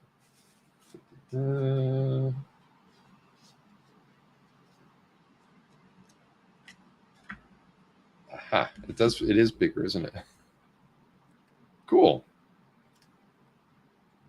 Awesome. Well, thank you again, James. I sincerely appreciate it. That is awesome. Yeah, right. A cool gift, says Rick Welch. Amazon Prime. You can watch it on Amazon Prime, Colin. All right. I had no idea. Then I'm going to go pay to view that there. I'll probably have some time this weekend. Get Stan Lee to sign it. You can't get Stan to sign it anymore, Kelly, unfortunately. All right. Packages. I've got a couple packages here as well. I've got this is from Anthony, and I know what it should be. It's a piece of art that he got, and whenever he has something that he thinks I'd want, he always reaches out before he puts it on Dueling Dealers. And I've never had anything by Rudy Nebris, and so I said I would be happy to take that. Show that off a little bit here. Nice Thor, right? Not too bad. I'm pretty happy with that. Yeah, it's actually better than I thought it was because he only sent me like a crummy low-res photo off of his phone. But yeah, there you go. That's nice. Thank you very much, Anthony. Anthony's out there in Scottsdale, Arizona right now, doing his thing, selling some art and things. When I was up in Ohio, thank you, Rick and Chris, I did pick up some stuff from Mike as well, and a couple pieces. Unlike, I can't say this about Mike. Mike is. This is going to make people really, really well. It's gonna if it comes true, it's going to make people really envious of me, because Mike showed me something today that I was just shocked to see, and he doesn't have it in his hands yet. He should have it like maybe this weekend or Monday or something. And he asked me if I wanted it. I was like, "Are you stupid? Of course I want that." It'll be probably the most unique thing that I get at least this entire year. So it'll be a shock. But of course, with him going to San Diego, I probably won't be able to get it until early August. But I might be one of those like the guys who don't have their art in hand yet, but happily put it in their calf or show it on Facebook, because this is just too dang cool to not show it off. So the only thing I told Mike was that I'm like, wait till you open it up and you confirm it's real. Because if it's not real, I don't want it. But if it's real, it's got to be mine, because it's awesome. But unlike Anthony, Anthony always sends me photographs of stuff before he puts it into his Dueling Dealers. Mike always just puts whatever he wants in his Dueling Dealers, typically, other than this one thing.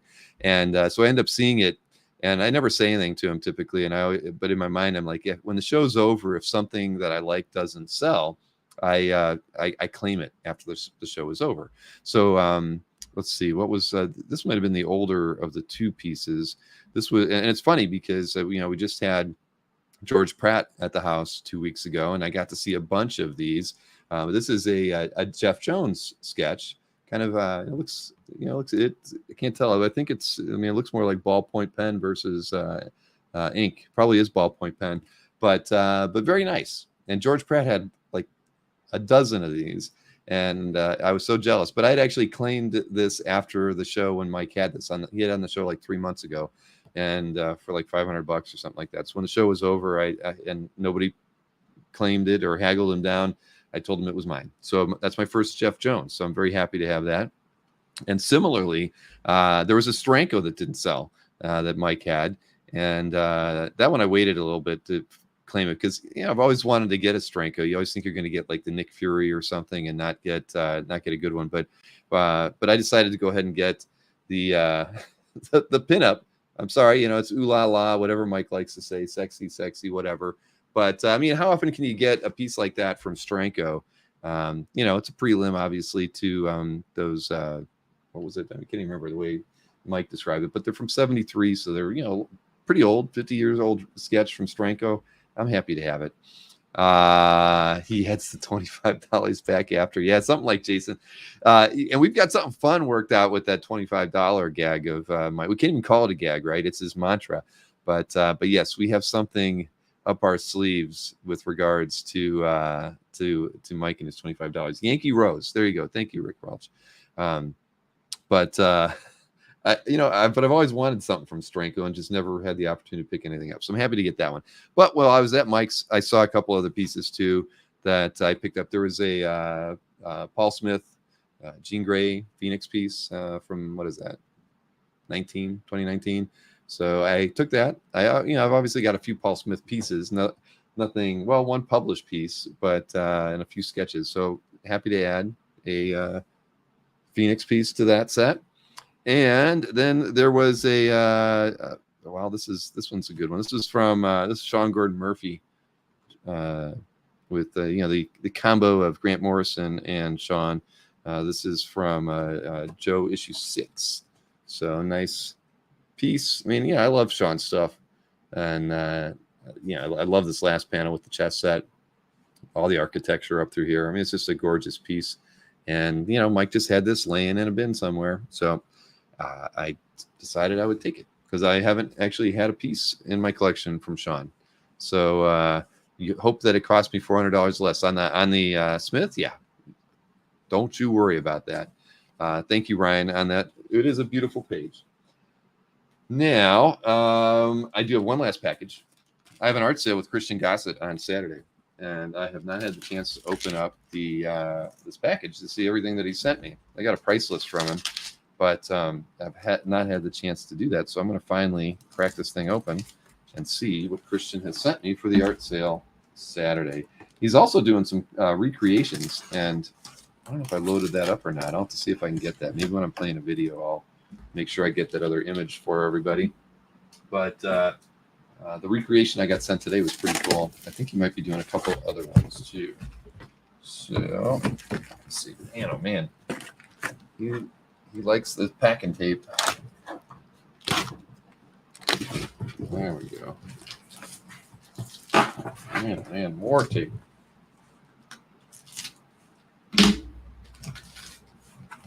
All right. I think this is going to be a similar set to what he had at the last show.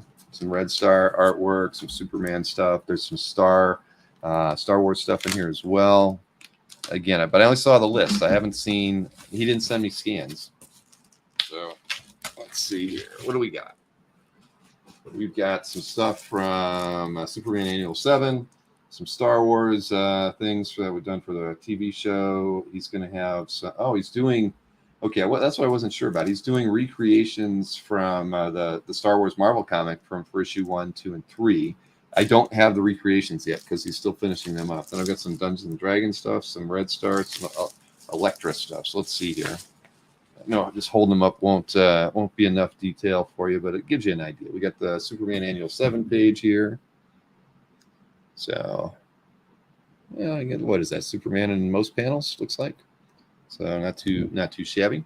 Then let's see, my address, Antoine. Just email me, Bill at comicartfans.com, and I will get you my mailing address. Then this is one of the, where was this pricing sheet? See, I got too much stuff laying around here. This is from, I don't have it. I'll have to look through his list here because doesn't look complete. But this definitely looks like one of the Star Wars pages, right? What is it? Redemption of Ulick. Didn't we have? I think we had some pages from that the last show too. So for those of you like Colin or Jeff Wedding, you might be able to tell me what that's from. Then we've got a, if I was Anthony, I would call this a semi-splash, but I won't. It's another one from Superman Annual 7. But Superman getting zapped there by something. Some tentacles, right over there. And I think these are, what are these? Let's see if he's got it written on the back. This is one of the pieces that he lists as a Star Wars figure piece from the TV show. I'm not quite sure. He'll have to fill me in on what that was used for. And then I think what we got here, because he likes to draw on that heavy vellum. So another Jedi piece here. It says TV show. I don't really know what the details are on that, but we can find out. We'll find out on Saturday, 2 p.m. Eastern. Then this looks like it was from, he has some stuff here from Dungeons and Dragons, some character illustrations. So I'm not sure what that was published in. Probably an NPC book. All right. So, and then another NPC character here on that same heavy vellum. I know it's not vellum because it's definitely a poly product of some kind, but it's so much stronger than vellum. And then a Dro. I won't even. You already see the price on it. He's got $350 on it. There you go. Another one from the NPC book, but really nicely done. I mean, you guys can't see, probably can't see all the detail that I can get. Hopefully, when I scan these, it'll get all the pencil detail that is actually in these. Let's see here. Red Star. This is a Red Star piece. Reaper Special Edition cover. Oh, see, it's got a skull on it, so that's already off my list. Yeah, these are going to be tough to scan. I'm going to have to probably play around with these in Photoshop. And what else we got? This one says Red Star cover, #1. Let's see. It's on horizontally. So is that really must be the, well, it says the #1 cover. I'll have to pull some printed images and see if I can match those up. And oh, this is from the Electra the Hand. So it looks like somebody's getting a side of the head, or I don't know, right there at the end. That's what you get if you mess around with Electra, I guess. Now this is a splash page, of course, right there. That is from Electra the Hand as well. And another one. And what do we got here at the end? Another. I'm not sure about this one. Listed as #1. Yeah, this must be another Electra the Hand too, even though it has nothing written at the top. So that will be the art that I have available, along with the 3 recreations. And I saw a scan of one of them today, the recreation for Star Wars issue 1, and very nicely done. And the recreations seem fairly priced, just looking at what they've put on here. So yeah, so it'll be a fun show. I had a great time talking with Christian last, gosh, it was about 6 months ago, maybe around January, mid-January, and we had a good time. The Red Star stuff is fun. And sorry I wasn't paying attention to the chat while I was opening all that stuff up. But I think that was all the packages I had to open today, right? Yes. Yeah. All right, so that's everything. Got all the packages out of the way. And my art day. So why don't I go through, we got to get this thing rolling. I'll go into the schedule here just to cover a few extra things. Let's see. What's the red star? Yeah, thanks. It is not what Marcus said. All right, just so you know, it is not that at all. But here, let me highlight my schedule for you. Because I have added a bunch of stuff to this. We've got Christian on Saturday. Monday night, I've got Matt Wagner on, and I should be teasing some of Matt's stuff. All right, when I'm playing a video, I'll show off. I'll try to pull some images from Matt's stuff. Matt's got there's published. It's crazy. I mean, I think there's 4 Grendel DPSs that are in there, and then there's a bunch of stuff from Mage. And if you remember, if you went to Jim Warden's Comic Art Live booth in May, you'll know what I'm talking about. But for Mage, Matt Wagner actually did all the colors for that. He did painted backgrounds.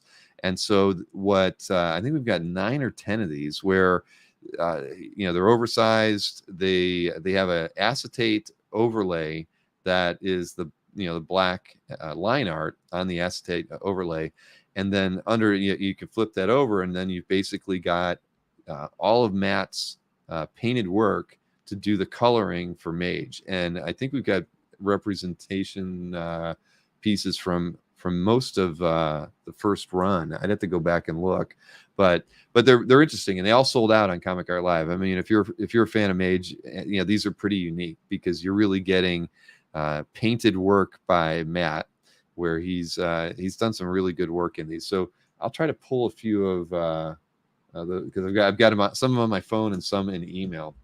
I'll see when I'm doing maybe when Mikhail's flip is playing, I'll try to get some for you.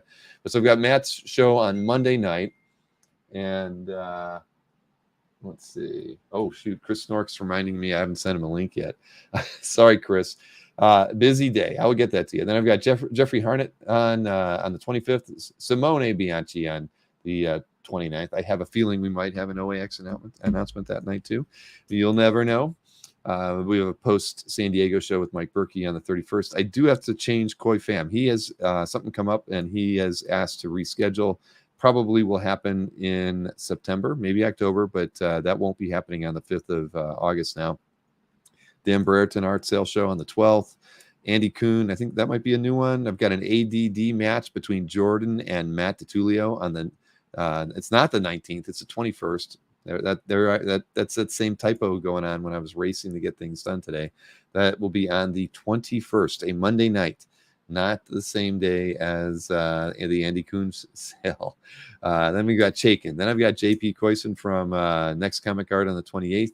We've got Amanda Connor in September on a Saturday. I've got Dexter Vines now on the 16th on a Saturday. Dennis Cowan is supposed to help me round out the month in September with an art sale. Oming as well. And then Scott Collins, that's a new one, 10/14. I've got that. Bo Hampton got moved to the 16th of October, and then we'll have Kevin Nowlan on the 4th. What I really need is a bunch of artist interviews to cram in there now, don't I?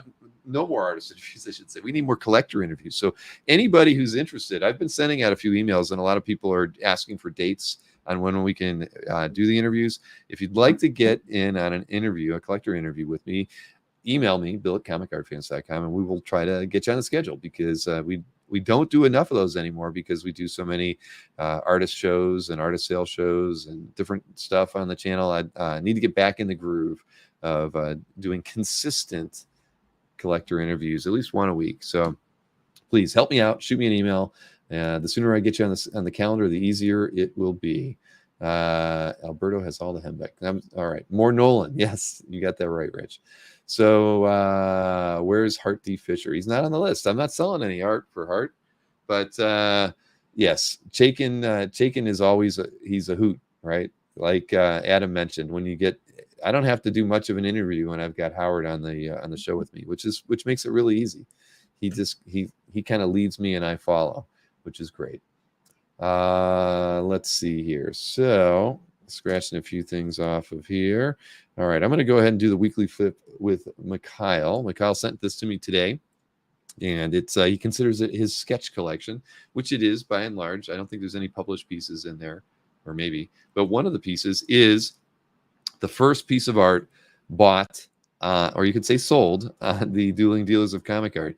It was the best icebreaker that could have ever happened, because it was literally the first piece of art that we showed round one, Berkey was up first, and Mikhail bought that first piece of art. So it has a huge historical significance. So it was fun to actually see that again, from Mikhail. I knew he had it. He probably had it in his calf. I never went back to look at it, but it was neat. Mikhail definitely made that first show a lot easier. I mean, I think we only sold 5 total pieces the first show, but selling the first one was a big deal. And Mikhail was very generous to do that for us. So here, let me go ahead and tee up this flip from Mikhail, and I know you're going to enjoy it.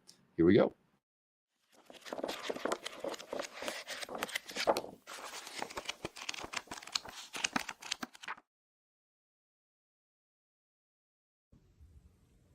Hey guys, welcome to what I've come to think of as almost a sketchbook. It's 9 by 12 with a bunch of convention sketches and commissions that have come together really nicely. Starting off with this amazing full color piece by Chris Lee.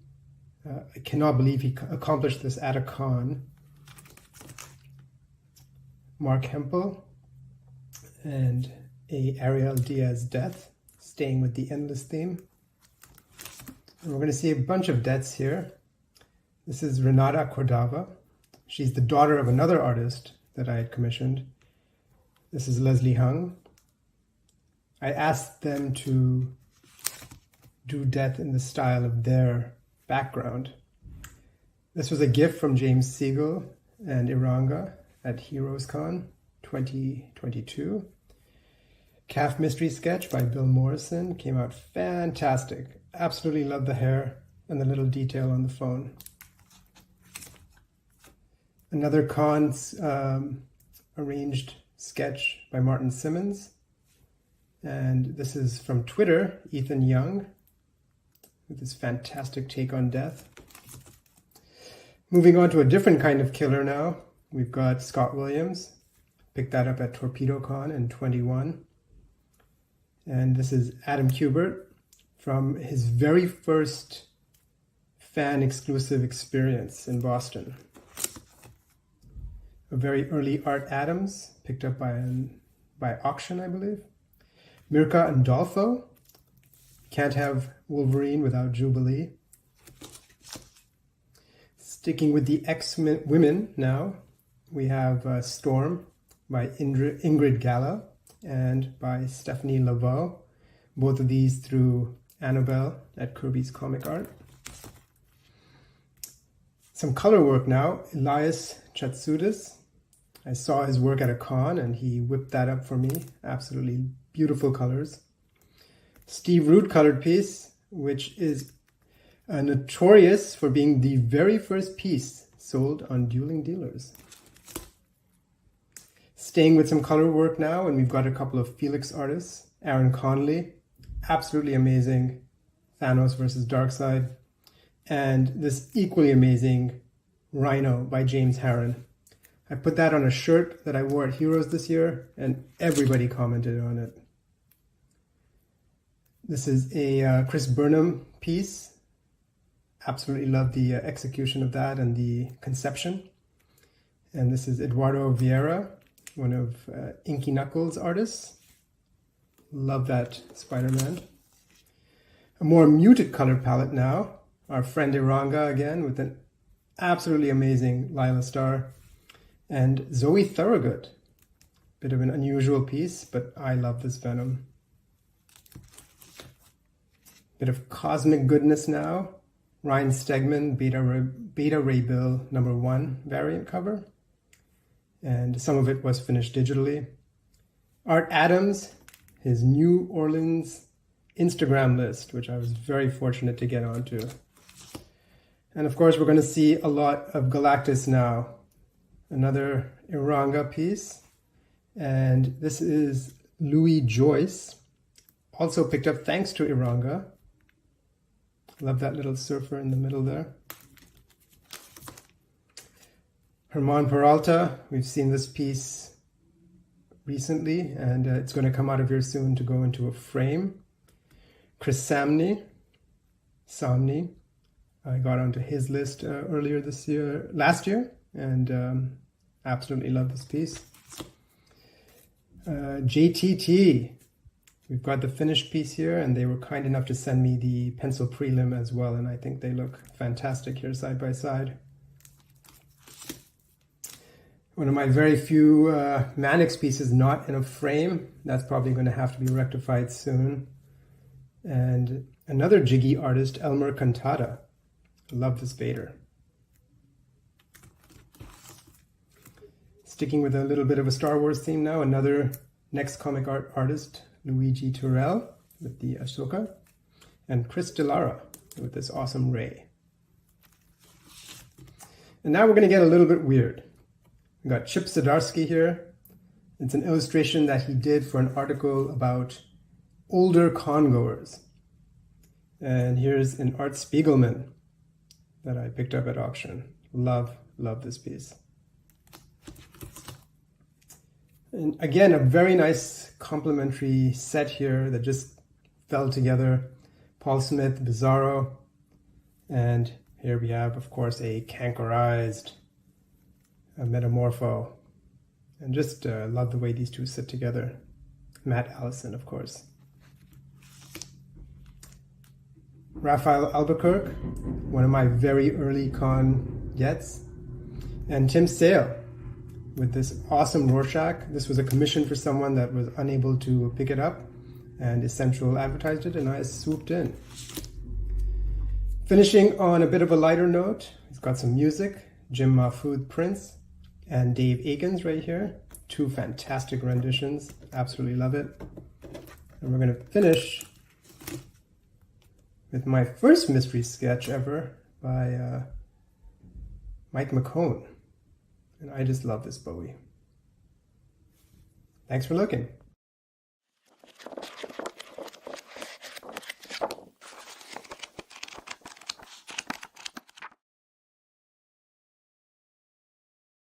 A nice flip as always, Mikhail. And thank you for always supporting stuff on the channel. I mean, you know, the first piece of art sold on Dueling Dealers. There were two mystery sketches in there as well, both fantastic. Oh, there were three mystery sketches in there, weren't there?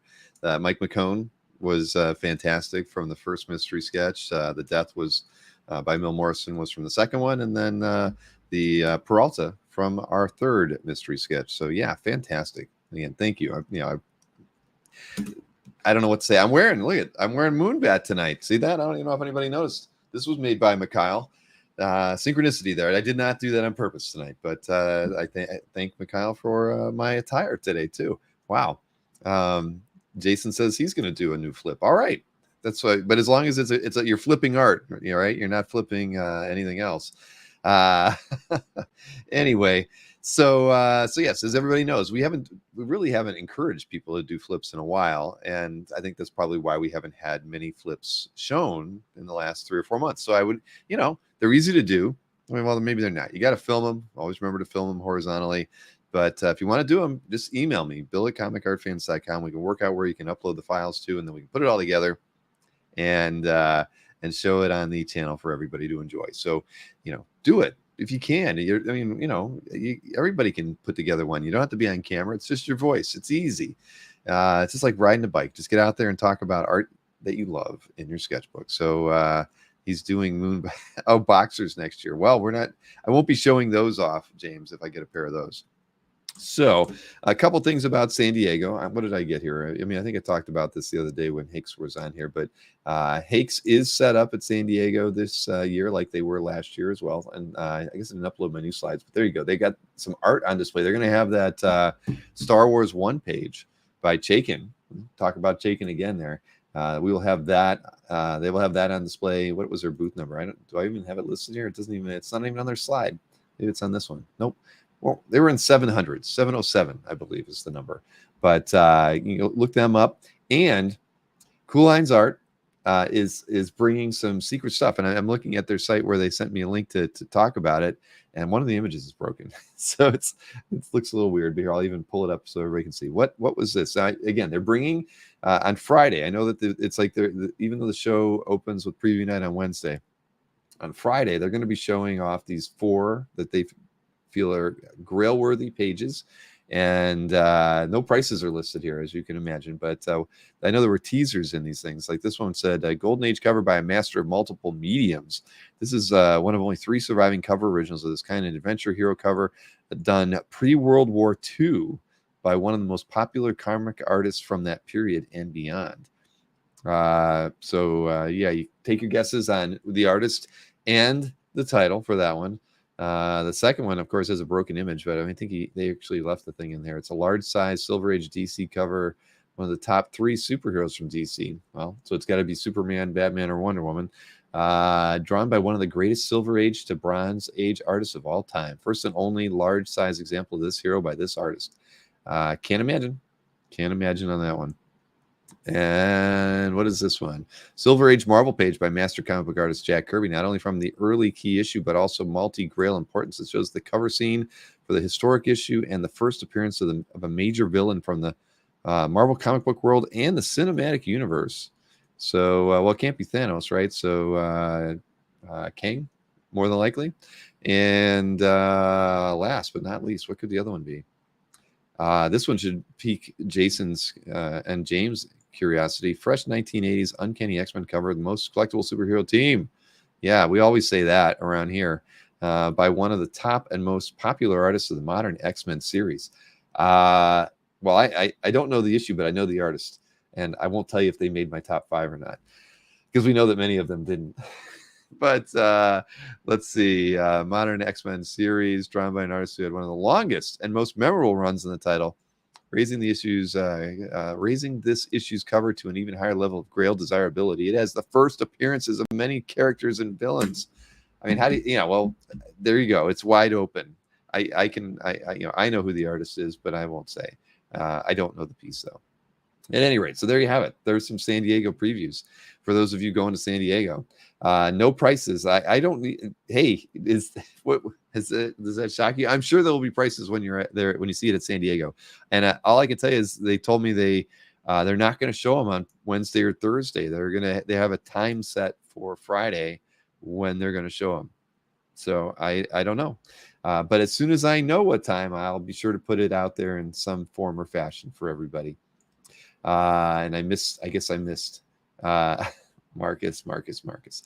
Anyway, Schomburg, that's a good guess, Jason. Actually, Schomburg wouldn't be bad. I mean, but I don't think that when they talked about And Beyond or after that was published, I don't think Schomburg makes the list then. But you never know. It's a good guess. Inquire. No, I'm telling you that. They told me that everything was going to be priced. So there you go. I can scratch off San Diego. I got one more video to look at here. And this is, of course, we've done these. We didn't do them last week, but a page I love. This one is from Adam Gorham. So once again, thanks to Kevin Sharp for putting together these interviews with comic creators about an important or their page that they remember, not necessarily that they own, but they're talking about a piece of art. And in this case, Adam is going to be talking about a piece of Kevin Nowlan Batman art, and it's a beauty too. I mean, when I saw it, I wish I owned it, because it's pretty dang fantastic. So here is a page I love with Adam Gorham.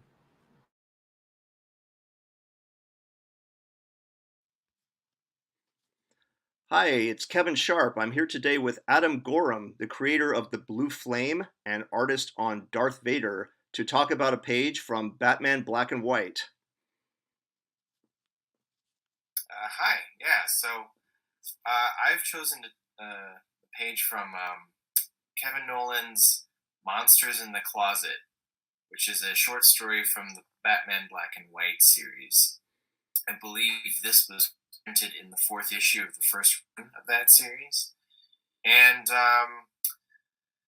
it's a gorgeous page, just like everything that Kevin Nowlan does. But this page has lived large in my memory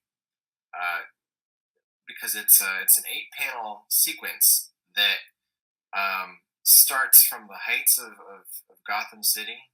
The first panel is a high-rise shot of some buildings, and you follow it all the way down throughout the panels to seeing Batman on the street. So much about this page is interesting to me. Just the pacing, throughout the panels, the way it's 8 panels on a page, but does not feel cluttered. It reads very clearly, and the inversion of how you would normally introduce Batman in a Batman story. He's not jumping rooftops or gliding above the streets. It starts from the top and comes all the way down to see Batman hiding in the shadows. I've always found that really, really interesting. Yeah. Do you know when you would have first seen this? Were you a reader of Batman Black and White? No, I was not. I didn't read this when it was published. I would have discovered this when I went through like a big Batman collector phase when I was in my early 20s, late teens, early 20s, and this was about the time that I was also getting into Grant Morrison's run. I was soaking up a lot of things Batman, and was catching up on a lot. And I also I was a late bloomer when it came to attending comic conventions as a fan. So, I was basically catching up for a lot of lost time. Reading things that were famous for being great Batman stories or great comics in general. So I was playing catch up. And Batman in Black and White was something that I had always seen on shelves as a collected edition, but I got into collecting singles so that I can go and like have different things signed or whatever. So I picked up. I managed to get my hands on a copy of Batman Black and White issue 4, and wanted to have the various creators on the book sign it. But anyway, that's where I discovered that page, and it was just the level of storytelling and craftsmanship, and I think it might have been one of the first times that I had seen Kevin Nowlan's work and was aware that it was Kevin Nowlan's work. Obviously, I had seen his work much sooner, but I wasn't. Also, it wasn't until that point where I started associating creators' names with their work, and so,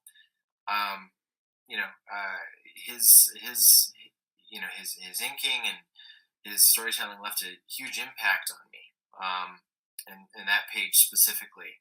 So, it would have been like in the, early late 2000s, early 2010s is when I went and got my hands on that and seen it for the first time. As our viewers are seeing the page as we talk, can you talk just generally as an artist, what do you appreciate about Kevin Nowlan, his storytelling, his work just in general? The way he spots blacks, his use of shadows and solid, heavy inks. He's just he's got this really nice gothic quality to it. That's also, it's not messy. Like it's not. I wouldn't qualify it as like gritty by any means, but it feels classic, and yet very contemporary. It's reminiscent of Alex Toth, and the Silver Age EC comics, especially this story, because it is kind of it's a quasi horror story,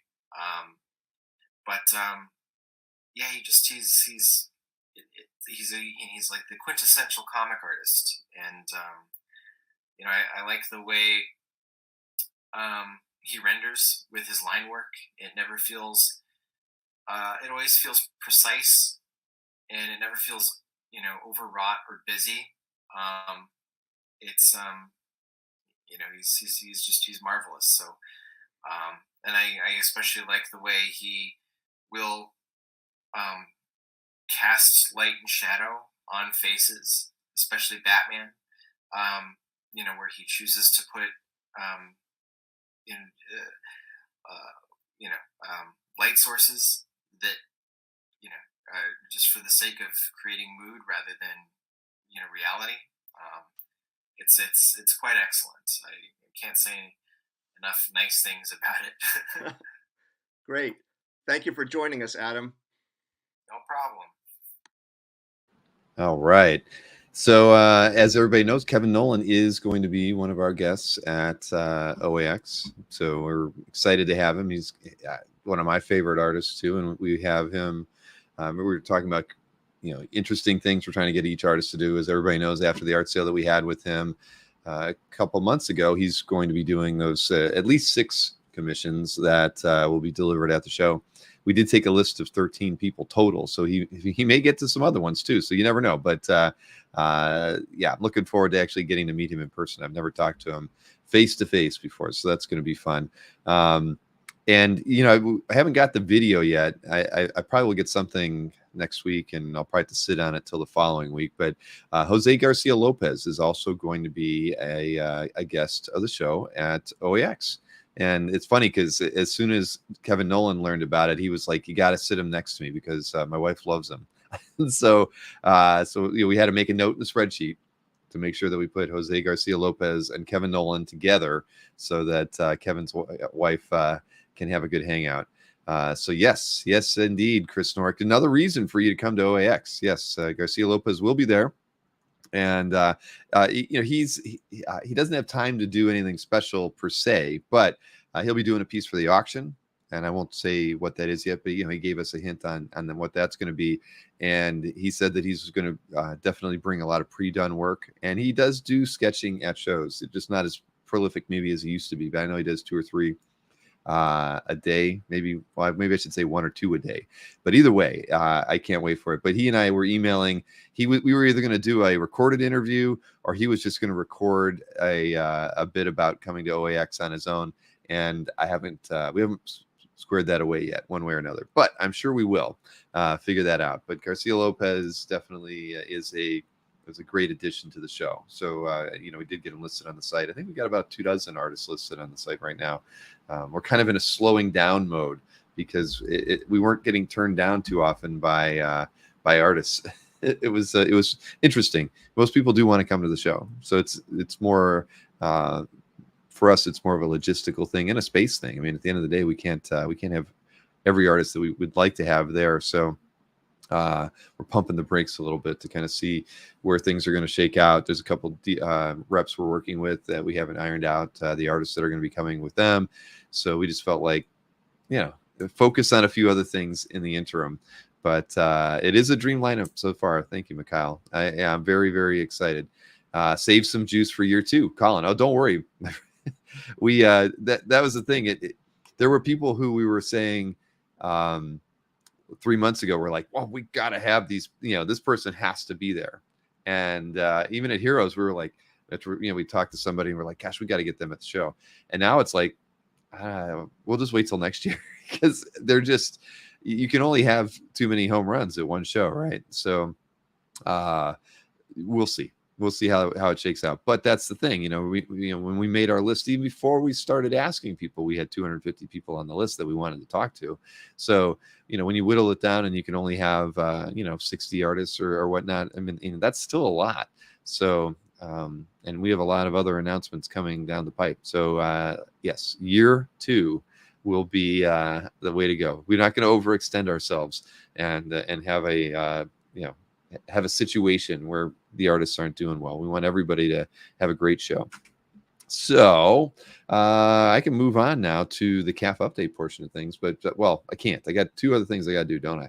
I got to do my picks from Heritage, which I'll go through rather quickly. And then I've also got the EXP preview. I always want to skip over those. I don't know why. It's even right on my screen. I just so you know, I actually bid on 3 things today that I saw over at Heritage, and this might be the week if you're not going to San Diego. this is probably one of the few weeks of the year on a Wednesday night auction because there'll be no dueling dealers because of them being in San Diego. And with so many collectors at San Diego, you might actually get a deal here or there. So I saw 3 or 4 things that I liked and put bids in on almost all of them. And I didn't pick any of them. So I'm like, I'm not even going to show those pieces that I really like to anybody because I'm hoping that I might get a good buy next Wednesday. So we'll see how that goes. But here are my picks in no particular order. You got a Herb Trimpe, Joe Staten, Incredible Hulk 193 page. I've been dying to get a Trimpe Hulk. I always love Joe Staten's inks, and I think this is a good page. I'd be happy with this. I mean, it's probably not going to be a super pricey one. It's from issue 193. Not one that I'm bidding on, but one of these days I will get a Trimpe Hulk page. I have a Trimpe Godzilla page. But Hulk would be the thing, if you want to get an example. This is probably one that would end up being fairly priced. Then a Bob Hall and Don Perlin supervillain team up, and it's got mostly Red Skull on it, but you can see on the TV monitor you got Dr. Doom and Cap.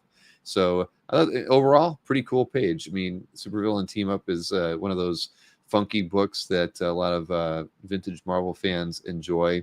And you can get this funky cropped looking Red Skull there. I mean, that's an odd decision in the layout, but I like it. Hey, it works, right? And it's Bob Hall, Don Perlin.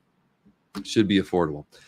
What do we got next? Oh, this one's a gorgeous piece, man. I didn't bid on this, but I should. Everybody knows I love Galacey's work, and I think there's 1 or 2 Master of Kung Fu pages in the weekly auction from Heritage as well. This is a Black Widow portfolio plate piece. I mean, it's just everything about this thing is stunning. It's from 1982, so it's 41 years old. But man, vintage Galacey here. I mean, if this was in somebody's calf gallery, Chris or I would be picking this as a weekly featured piece. I guarantee it. So I'm envious of that. That's not one of the ones I'm bidding on. Then I just like this is a great panel layout action page from Aliens versus Predator. I just thought it was, just the way the whole battle is kind of played out.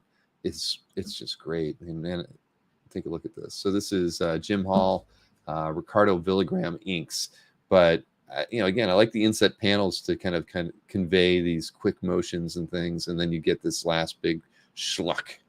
It should be decapitating an alien, but I can't even really tell what the hell's going on there. But either way, I like the page. I love the layout, and I love the heavy blacks in this thing too. You feel like you're in the jungle, don't you? Next up, Fran Hopper. I do not know who Fran Hopper is, but this thing is from 1944, so it is literally 79 years old, from Planet Comics 28. And I mean, I'm picking it just because it's survived. It's 79 years old. It's got a bunch of babes on it. I don't know what they're doing. I don't know what the Mandarin-looking guy is doing. I don't know anything. Now it's time. Start the eclipse. Oh, man, I don't even want to read what that's all about. I will soon have food for the great one. I mean, yeah, that's pretty bizarre. I think that's campy horror at its sci-fi horror at its best, right? But some decent inking going on in there. Look at that. Nicely done. Again, 79 years old, Fran Hopper, Planet Comics. It's priced at $230. I mean, look at that. It's just cool, isn't it? It's a pillow fight. It does look like kind of a pillow fight, I guess. Anyway, either way, I mean, look at that. I mean, it's fun. I'm looking at it now. It's like I feel like I should bid on it. It's kind of cool. I mean, what the heck are they? What were they thinking with this crazy canted panel like that? I don't know. But again, I picked it. I like it. Then here you go. You get a Jack Kirby Sky Masters daily. They're not in space. I know everybody usually, and myself included, I want a Sky Masters daily, but I got to get one when they're actually in space. They're kind of they're in the water here. But either way, it's a beautiful Kirby Wally Wood Sky Masters daily. They're always great. I mean, if you're a fan, everybody's got to have one. I haven't had one, but I gotta get one day. Just got to find the right one. So, but that one could be yours. Then I went with another strip here. This is a Joe Kubert Green Beret daily strip. Again, just the fact that it's a Kubert daily, probably is going to end up in a very fair price range, I think. And again, it's Joe Kubert. I mean, unmistakably, right? I mean, it's a great page. I love the last panel. I mean, the upshot from from the ground. Great. Fantastic. What do we got here? 3 more pieces. And a DC piece here. Tom Mandrake Spectre page. I love the layout on this thing. I mean, and it's so fitting, I mean, for a Spectre page, but I just love all the cape work going on here that just ties all the panels together. That's just slick. And Mandrake, I mean, whenever I look at his stuff, I always feel like it's kind of sloppy, but I mean, he knows what he's doing here. I mean, it's dark, it's moody, it's almost messy, but that's kind of Mandrake's thing, right? I mean, and this is a great page. I'd like to think it does really well. It's only at $185 right now, but I love it. Then this one, I don't think it's from anything substantial story-wise, but this is Pablo Marcos in a creepy 100 page. And I just dig the way, he takes the female figure here and just kind of tells a story across her. And that is, I mean, if you're a fan of just interesting panel layouts, this has to be like somewhere near the top. I mean, looking at it now, it blows my mind that he did this. And again, it's not something, this isn't like it's a Vampirella or something like that. I mean, this is a horror story, somebody kind of remembering something from their past and telling it through their figure. I mean, it's just crazy. Everybody's walking into the light, apparently. I mean, I guess that's a little weird, but either way, I think this is a gorgeous page. And look, it's only $26 right now. I think this was one of the pages that I thought about bidding on and didn't, and I decided to show everybody about it. But there it is. Now, last but not least, this is a Tom Yates, Rick Magyar, Dracula versus Zorro story from 1993. I've never even heard of Dracula versus Zorro, but this page is unbelievable. Again, kind of similar to the Mandrake, right? You got the cloak from Dracula, the shadows, but and you see it mirrored in the ship sails and the ropes behind here. I mean, this is a work of art. Look at this thing. I mean, the moment I saw it, I mean, everything, it's so graphic with all the detail in here from the ship. This is just, I mean, the more I look at it, I want to bid on this piece too. I mean, come on, it's Dracula versus Zorro. I mean, it's at $1. I mean, it's probably going to end up being very affordable, or maybe not now that I'm talking about it, but this is a gorgeous page. I mean, and it just wraps around. Your eye just is brought from the top with the sail back through, the rope ladder down. I mean, this is such a smart page. I love this thing. Yeah, Yates draftsmanship is world class, says Antoine. Absolutely agree. Yeah, so I think this is fantastic. I mean, it's stunning. So there you go. Those are my 10 picks. And if I win any heritage auctions next week, I'll be sure to let you know. I can't tell you what, I won't tell you what I bid on because I already forgot. I just remembered being so moved that I had to place some bids on stuff. I think I was outbid on every single one of them too. But I'm going to be a player on a couple pieces. Rat lines. How do you know that, Colin? How many years at sea have you been? But you are right. I am a land lover. I was in Ohio talking with my mom. What did she say to me? She said, I always wanted to sail the seas. And and my mom's not senile or anything. It was just like, she was like, I want to sail the seas. I'm like, when have you ever wanted to sail the seas? You lived in Northeast Ohio all your life. She said that, but she said that. She's like, that's, if I could have done one thing, that's what I would have wanted to do. I'm like, well, you still got time, Mom. You're only 85. You could get out there and do it. Okay, Colin used to work on a ship. I worked at a cannery. I don't think that doesn't count, though. I saw a lot of people who got off the boats, but was working mostly with the fish that they hauled in. So, all right, now time for the EXP. Marcus watches SpongeBob. That doesn't count, Marcus. Now we've got the EXP preview with Nick Barrucci. Of course, he is on tomorrow at 7 p.m. like he is every single Friday. I don't know how he's doing that. Isn't Nick? Aren't you in San Diego, or maybe you haven't left yet? You're probably going sometime next week. Is Nick having a show next Friday? I guess that's a good question. Because I saw you were going to be on a Frazetta panel, if I'm not mistaken, right, Nick? I think I saw Sarah post something about that today. And Nick has a special guest tomorrow. It's not me. I'm losing my voice. All right. So he's leaving on Thursday next week. Okay. All right. So let's get in this EX preview again tomorrow, 7 o'clock, always to 8:15, not 8 o'clock. He runs 15 minutes over, and it's always worth it. Here is the EX preview for tomorrow. everybody, this Friday, July 14th, I almost said June 14th. So 7/14 at 7 p.m. But you can look at it like this. 14 is double 7. So if you play poker, that's 4 sevens. Makes no sense. Amy's looking at me weird. I better move on. All right, so this Friday, July 14th, 7 p.m. Eastern, 4 p.m. Pacific.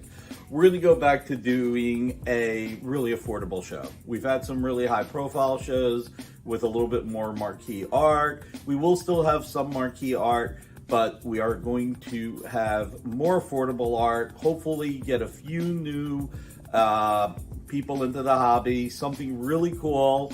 Last week, Detective 545, I found out that was the first time he bought original art. He'd been watching my shows for a while, and he was really happy with the shows and decided to finally dip in and buy some art. And it's so cool when we can bring in new fans into our community. I love our community, and I want to grow our community. So let's talk about a little bit of the art. This is pretty exciting. So we're going to have a good amount of Bagley. I'm going to jump around a little bit. We got this Hulk #2 page, which rocks. We have a Hulk Original Sin 33 page. We got one Starlin page on this show, which is really cool. Then we're going to go back to Bagley. We've got his Fantastic Four run. Something kind of cool that I like about this is not only do you get the page, but you get the patch that goes with it at the bottom. So you get to see the original intent plus the patch. I've got a little bit of Garney. People have been asked for Garney to come back. Maybe I'll do an undramatic reading. Then we have Spectacular Spider-Man by Bagley, which is really cool. We have Cyclops. We have X-Men Legends #1, page 8 by Brett Booth with Cyclops on it. Then, just announced, Nathan Fillion will be Guy Gardner. So I wanted to bring this Fernando Passarin double page spread. I wasn't going to bring any Fernando Passarin this week, but with Guy Gardner being announced, perfect timing. We are going to bring the Thanos Infinity Relativity page 71 because we had it last week and didn't get to it. Lots of cool characters here from Galactus, Black Bolt, Silver Surfer, The Thing, just Gladiator, the Hulk, and obviously Blastar right there. Then, for the first time, we're going to have Philippe Massafera, Lords of the Jungle. This is really cool with Tarzan and Sheena. A little bit more Brett Booth. This was on the air, didn't make it on the air last week, so we'll show it this week. Then we're going to have some cool Teen Titans pages. Titans 10, page 12. Then we have two sequential Titans pages. Titans 11, page 4 and page 5. Really cool with Slade Wilson and Winston, whose last name I can't think of. Then we have the Titans cover with both Kid Flashes. Then we have a 3-page cool sequence with John Stewart. He's paralyzed from the waist down. You find out a little bit about his history that we didn't know up until now. So, will Guy Gardner also be in the Green Lantern series? I can't remember. But this is just a really cool 3-page sequence. Dale Eaglesham, you guys know how much I love Dale. And then we're going to have commission cover art. We've got famous cover recreated. Really cool Doctor Strange. Really cool Clea. Really cool Spider-Man Daredevil recreation. So, and we're going to do a giveaway. I got to figure out what that is, but we're going to do a giveaway. So, this Friday, July 14th, 7 p.m. Eastern, only on the Original Art Experience. Tune in because we're going to skip the 21st with San Diego Comic-Con. So, and by the way, hit that thumbs up and share. Sharing is caring. Have a dynamite day, everybody.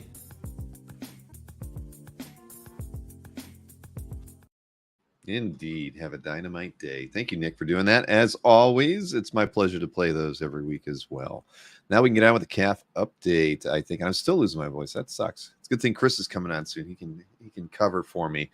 Let's see here. I actually don't have the videos queued up because by the time I was ready to do them, my son had no time to help me with them. So I'm not even going to show you video clips on the CAF update pieces, but we can talk about them. I'll just pull up the screens and show you Colin's lovely handwriting. Well, typed handwriting.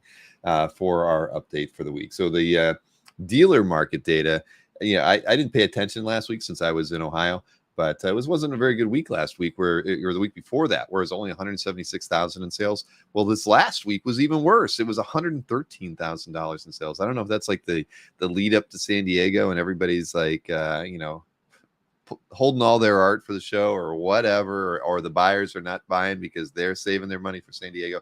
Who knows, right? Probably a combination of the two. But $113,000 was the total sales by OA dealers last week. And what do we have? Panel Page led the way, $32,000. Anthony had 26,000. Albert had 20.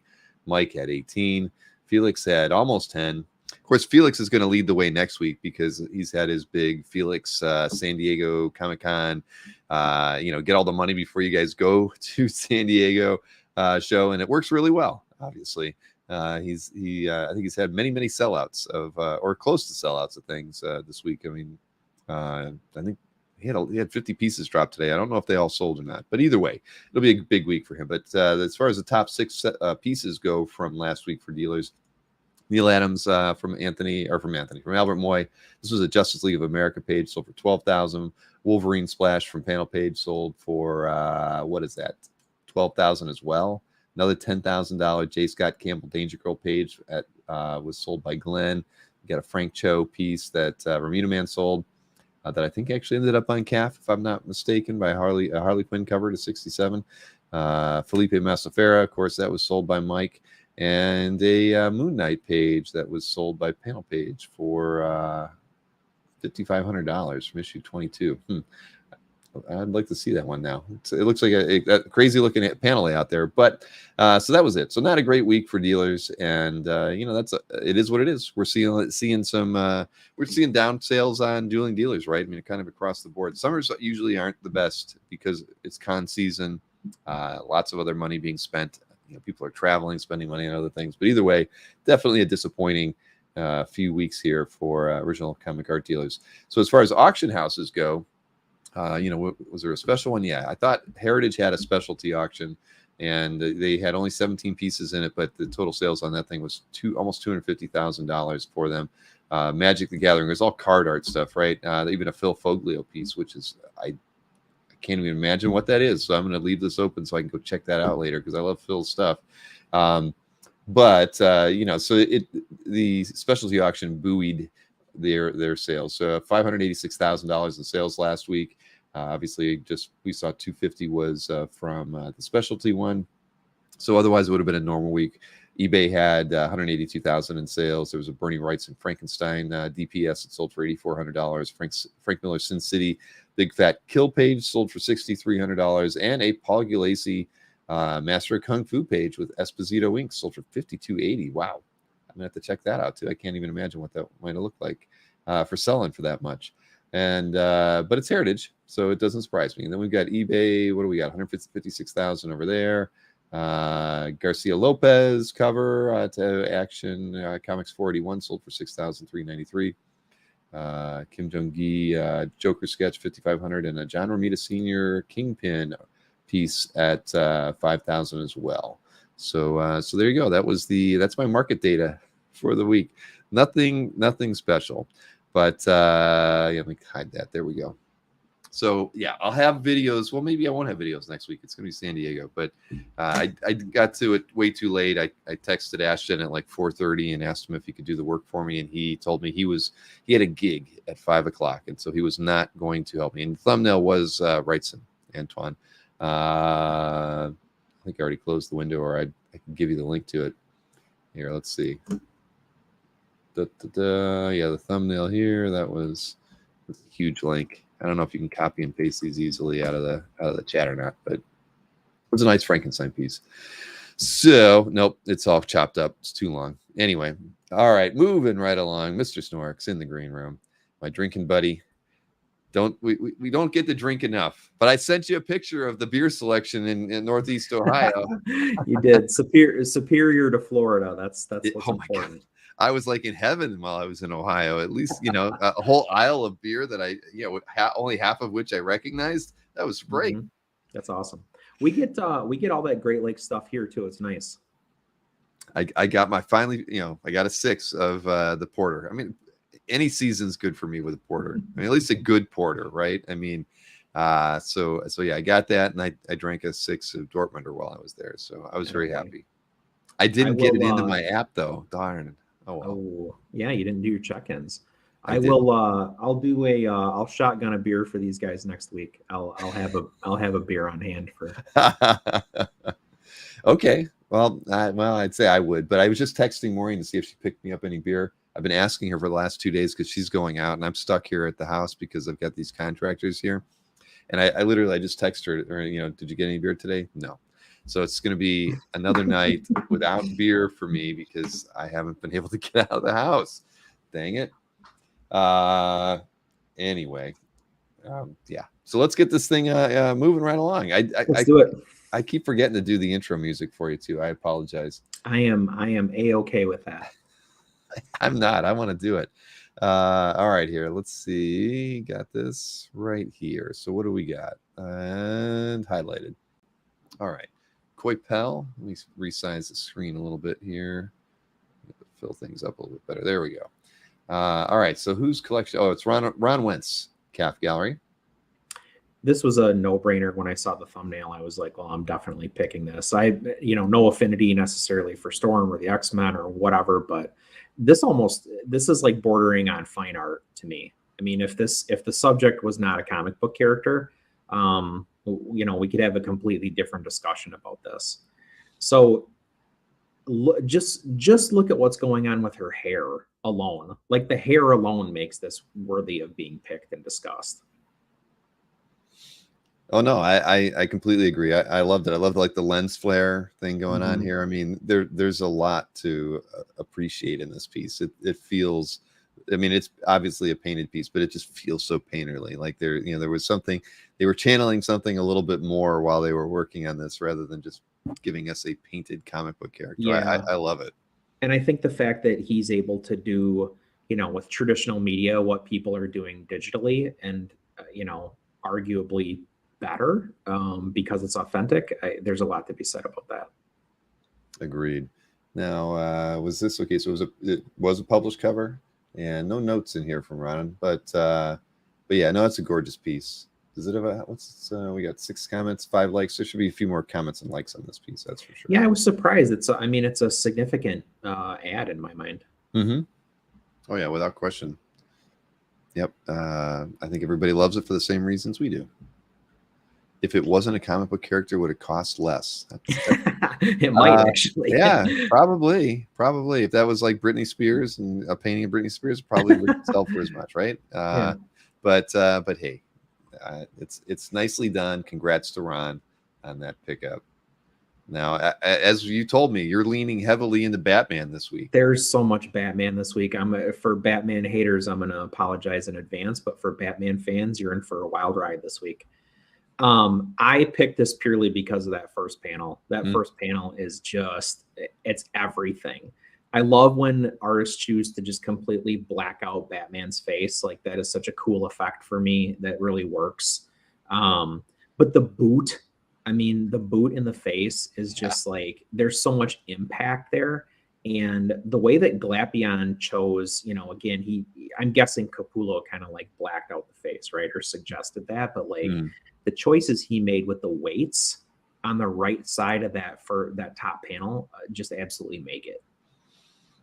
Oh no, I agree. The first panel got me too. Once I saw it, I mean, I love the whole structure of the page too, with the heavy black background on it. I love these tiny inset panels. I mean, it's really great storytelling in this whole thing. I love just this, just to get the boot there after they're separated by the train. I mean, it's a cool piece. I mean, look at the shadow, the shadow on the train tunnel there too. Lots of great stuff, and some of that, of course, only comes out in the coloring, but that's what makes this so unique. I mean, the choices that they make as illustrators when they're putting this thing together. But yeah, this is a great page. Oh, that's his other boot. He's got 2 boots to the face. I said, I'm so focused on that one, I didn't even. That's what I'm saying. Like the way he inked the heavy side of that panel just makes it like so. I don't know. There's so much weight there. Yeah. definitely. Well, that's a good one. And let me get my like on that one here. Andy E's Calf Gallery. Congrats on that one, Andy. We've got a Ralph McQuarrie color prelim here from Empire Strikes Back. Okay, cool. I'm a huge Star Wars fan, and it kind of all came from Ralph McQuarrie. So obviously major league respect for him. But I picked this mostly because how infrequently this stuff shows up on CAF. I mean, I don't remember the last time I saw Ralph McQuarrie show up on CAF. So that alone was worth picking it. Yeah, I don't think there is a whole lot of his art on the site, is there? Just kind of curiosity. Yeah, 35 pieces, so not a lot. And yeah, you can see a lot of these are very rough, and very for sale. And very for sale, yes. So there you go. So the reality is not a whole lot. Yeah, is actually on there, because you take out the prop store stuff, which made up probably, I guess, 16 of these 35. So you got 19 collected pieces on CAF. That that is not a lot. We'll see more over here. So this one's this is like by Paul Pope. So that's not even right. Exactly. And here you got a Chris Stevens piece. So yeah, a lot of this. Man, we probably don't even have 10 pieces by Ralph on the site, do we? That's unfortunate. So yeah, like I say, it's a noteworthy addition. Yeah. Wow. No, very, very much so. Gosh, that's a little shocking. I would have thought more than that. Well, I'm surprised, but I'm glad you picked it then, Chris. Without question, it should have been. Now, this is an easy one to like. You got a Mark Schultz Conan piece. I mean, oh my God! You look at the lush inking in this thing. I mean, he's always, God, you just look at the way he's textured the musculature in Conan there. I mean, it's just the crazy. The axe, the shield, the lizard. I mean, it's just all it's all impeccable. There's never anything out of place. The figures are always perfectly wedged together for the composition. There aren't superlatives for how I feel about Mark Schultz's work. I agree. I mean, and you look at that, the way he's done the figure there. I mean, that's in just a light wash, tone. I mean, he's just doing so much here. God, I mean, you're right. I mean, there's not one bad ink stroke in any of this. This is gorgeous. The figure, the characters are never devoid of character. They always the facial expressions are good. I mean, Conan looks absolutely maniacal in that image. It's just, he's so good. Yeah, dang. No, I love it. Dry brush. Yes, exactly. You can see the rough edges and without question. It's it's fantastic, man. Wow. And I didn't see this one. I don't know how I missed it. So I'm glad you picked it. So I didn't miss it out. So this is in Mickey's Calf Gallery. This is in Legion of Superheroes. Right. Mickey, what's going on? All right. Well, Mickey knows good art when he sees it. He might have picked that up at Heroes. Maybe. That's if Mickey was a Heroes and I didn't meet Mickey, I'm very disappointed in myself. He was. I'm sorry. I'm crushed. He was at the auction too. So damn. But you weren't there long. But he was there. I think that was the only time I saw him was at the auction. So but that's how I knew he was there. We went to drink somewhat early. So yeah. How much did I don't know how much the Schultz piece sold for, Frank. I mean, you'd have to ask Mickey. That's his piece. He'll probably tell you. He probably would. Oh, see, Mickey says it was from Heroes. Hey, Mickey, nice to have you in the chat. Chris Snork is disappointed that he did not get to say hi. I'm sorry I did not meet you in person. That's a failure on my part. Well, you'll have to correct that at a show in the future. Maybe LAX. Maybe. Mickey, I don't think either of you have your tickets yet, though. So, keep that. You got 6+ months. Next up, Nicola Scott. What do we got? Wonder Woman Historia, the Amazon DPS. And this is in Ben H's Calf Gallery. So, a couple reasons I picked this. Non-artistic reasons. One, I don't think I've ever picked Nicola Scott, and two, I don't think I've ever picked Wonder Woman. So, remedied both of those. The draftsmanship on this is absolutely otherworldly. Not just the framing device, the pillars and the arches. but all the figural work is spot on. All the animals, I mean, I think a lot of comic artists will tell you that the worst part of drawing comics is either cars or animals. So, you know, this has the animals in spades, but I love like the tone of each individual figure. Like they really set themselves apart from one another. And I'm assuming she did these designs too, in which case, bravo for that. Yeah, these are amazing. I mean, this is the level of detail in these. I mean, does it state the size of the piece? Okay, 32 by 21. It felt like it had to be. It couldn't have been 2 11 by 17s, right? To have this level of detail in these figures. I mean, and it does. I think she does a great job of kind of like honoring or evoking, you know, Jimenez and Perez, and you know, kind of those like, I guess, prototypical Wonder Woman artists that we think about from the modern age. Yeah, no, definitely. Yeah, this is gorgeous. It does remind me of the opening to the Muppet Show too. If only they were kicking their heels up and everything. But no, great piece. Absolutely great piece. And again, I didn't see this piece when it got added to CAF too. So congrats to Ben H on this this piece of art added to their CAF. Now this one is in the collection of SA, and it is oh right. I mean, well, this is a piece I sold on Dueling Dealers on the show I did with Sienkiewicz and Dennis. Yeah, this is a great piece. It's a DPS, and it was amazing to see in person. So it's a Kirby homage, which I think is so awesome. But really, the reason I picked this is because I love how wild it is. I love how frenetic, you know, the line work is, and like when you put these two guys together on something where they can like cut loose a little bit, you know, you get something like this, and like the, you know, the literal explosiveness of the background, and then the strained look on Shiloh in the foreground. I love everything about this. Nope, I agree. Yeah, I love seeing this thing in person. I think it's fantastic, and I think Dennis and Bill are a great combination. And with Bill inking him, I mean, yeah, they were meant to do a lot of great things together. And this is just fantastic. I mean, whew, I love it. And what do we got next? Oh, Guillaume March, and this is in, just to make sure here, this is in Brian Marin's CAF gallery, a 2-year member of CAF. Congrats. So I reached out to Brian. So I saw this and wanted to pick it, and I reached out to Brian and said, is there any way you can get a better scan? Can you post a better scan? And he did. So I was very happy to see that, because the scan that he had posted, that first panel, like really fell apart. Unfortunately, we can't blow it up, but I encourage everybody to go look at this.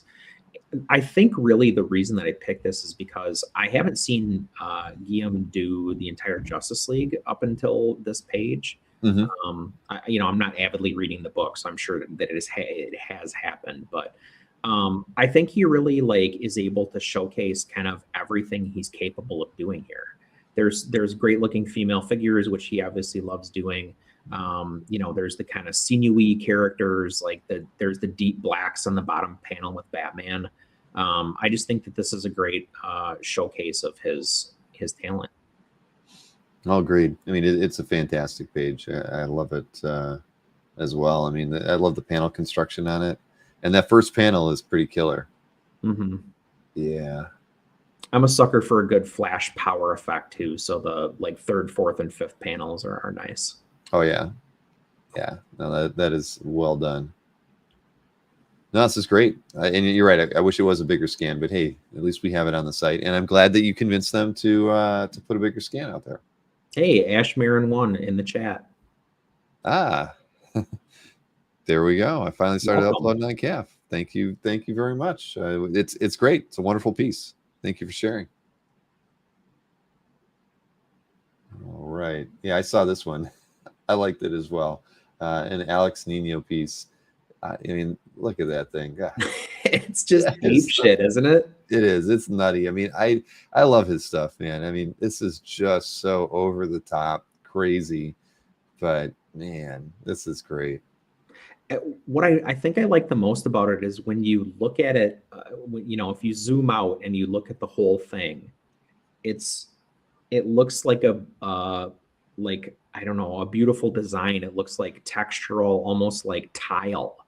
But then when you drill in on it, you see like how absolutely insane everything is that's going on in the composition, like the individual components of the piece. Mm-hmm. And the way he chose to do like the different textures and the different tones, I mean, it's brilliant, but it's also just absolutely nuts. Yeah, I mean, I'm just seeing funny stuff in it. You know, the guy holding the gun with both hands, but he's got his pencil with him. Yeah, this is it's just crazy. I mean, from the mind of Alex Nino, you get something but it's you're right. I mean, the way it's. I mean, you look at that. That's definitely some heavy paint on there, as well as the ink work. So, yeah, he has some interesting choices and stuff. But I mean, I'd love to see this thing in person. Right.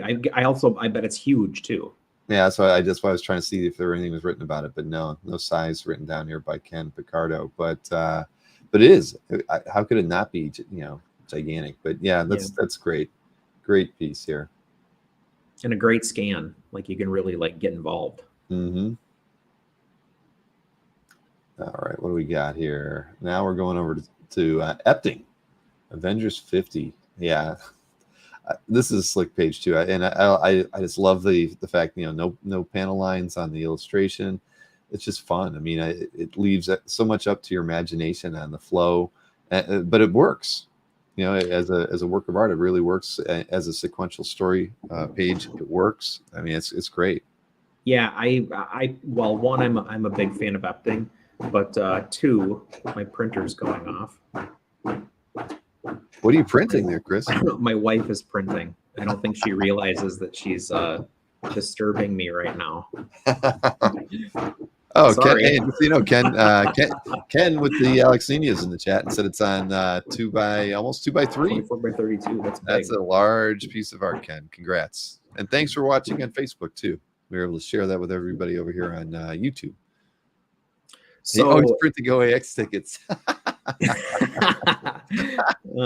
Couples tickets. Yeah, thanks, Goon. So the reason I picked this is because I love the action sequence so much. I'm a big Epting fan, and I actually love Bucky as Cap. That was one of my favorite things that Marvel's done in the last I don't know how long. But yeah, the action sequence is so cool, and the fact that you're basically like following him careening Cap's shield around, like popping these guys, and then in that last panel, for me personally, like he pulls out his pistol and goes to town with that. This page is amazing. I would own this in a heartbeat. Yeah, it is. It's absolutely gorgeous. I love Epting too, and I never met him until Heroes. It was fun. I talked to him for a few minutes, got to see some of the stuff he brought, and see some of the pieces of art that he was working on. Yeah, I've always really enjoyed his stuff. Let's see, did I get my like on there? I did. All right, and this is in Steve Davich's calf gallery. And last but not least, of course, one more Batman in the collection of RS88. Jim Lee, Scott Williams. This is a significance pick. I mean, this is a massive add to somebody's collection. It's a massive add to calf. Ryan Sherwood is, I think, in some circles, probably one of the bigger collectors we have in the hobby. True. And this is just a jewel. I mean, this is a jewel in anybody's collection, let alone his. Yeah, no, I agree. I mean, this is a powerful image. I mean, there's so many things could have been left out of it, and it would have still been a wonderful piece of art. You know, the gate up here. I mean, some of the work in the backgrounds, these extra tombstones, whatnot. I mean, everything is perfect about it. I mean, as far as its composition is lovely. I mean, the tree to the angel. I mean, it is a stunning piece. I'm quite certain that that Ryan, was thrilled to kind of open the package that this thing came in, right? Had to have been, absolutely. Yeah. Oh my God. Yeah, and you can't really say enough about the inking on this piece. I mean, the composition's good, and Jim Lee pencils certainly can't hurt, but I mean, Scott Williams might be the star on this one. That is true. Yeah. I mean, well, where would Jim be without Scott, right? Yeah, well, and certainly vice versa, right? Yeah. Yeah. Oh yeah. But yeah, I mean, it's the more I look at this thing, the more I like it. I mean, I love the grass in front of here. I mean, this is just, I love the way it's drawn. You're basically drawing the negative space to make the grass. I mean, there's so many smart decisions here. And look at the tonal wash on the dirt. I mean, the dirt is its own inking effect. Yeah, the lighting on the thigh. I mean, there's again lots of really, really smart things going on in here. Yeah. Then that you only get when you've worked with somebody for 30 years and know what they want out of a piece, because who knows what this looked like when it was penciled, right? But yeah, it's a stunner. Well, thanks for picking that one, and congrats to Ryan on this one. I've got that on there. So as fate would have it, I picked something for the from Ryan as well. So we're going to lead off with that when I show my picks here. So let me swing. I think I know what it is. Yeah, I mean, when I saw it, I loved the image. I was like, and I didn't even know whose it was at the time. I was just like, damn, I like that piece. So yeah, let's see here. There we go. So resize the window a little bit.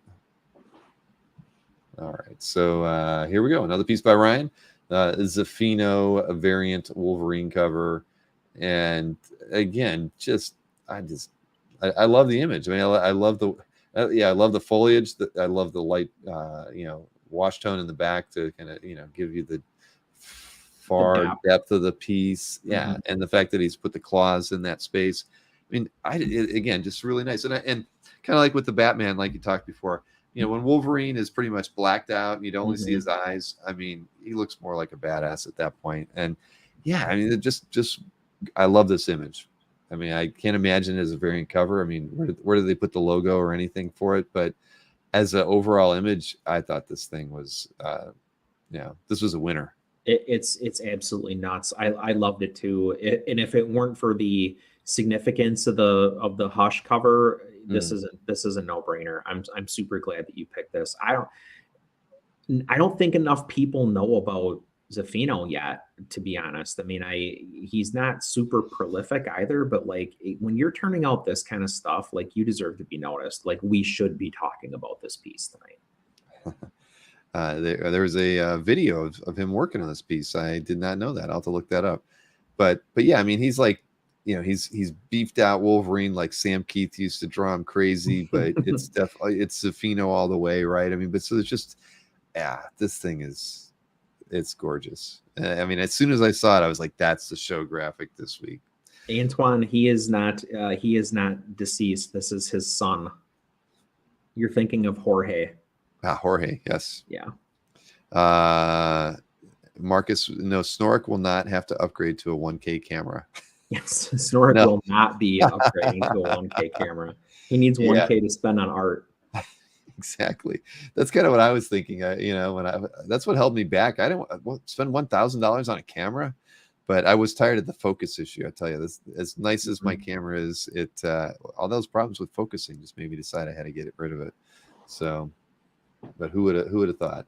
But anyways, great piece here. Congrats, RS88 again, making the list. So this one was just a fun piece. I thought this is Knock and Hennessy. It's a cover to Sensational Spider-Man.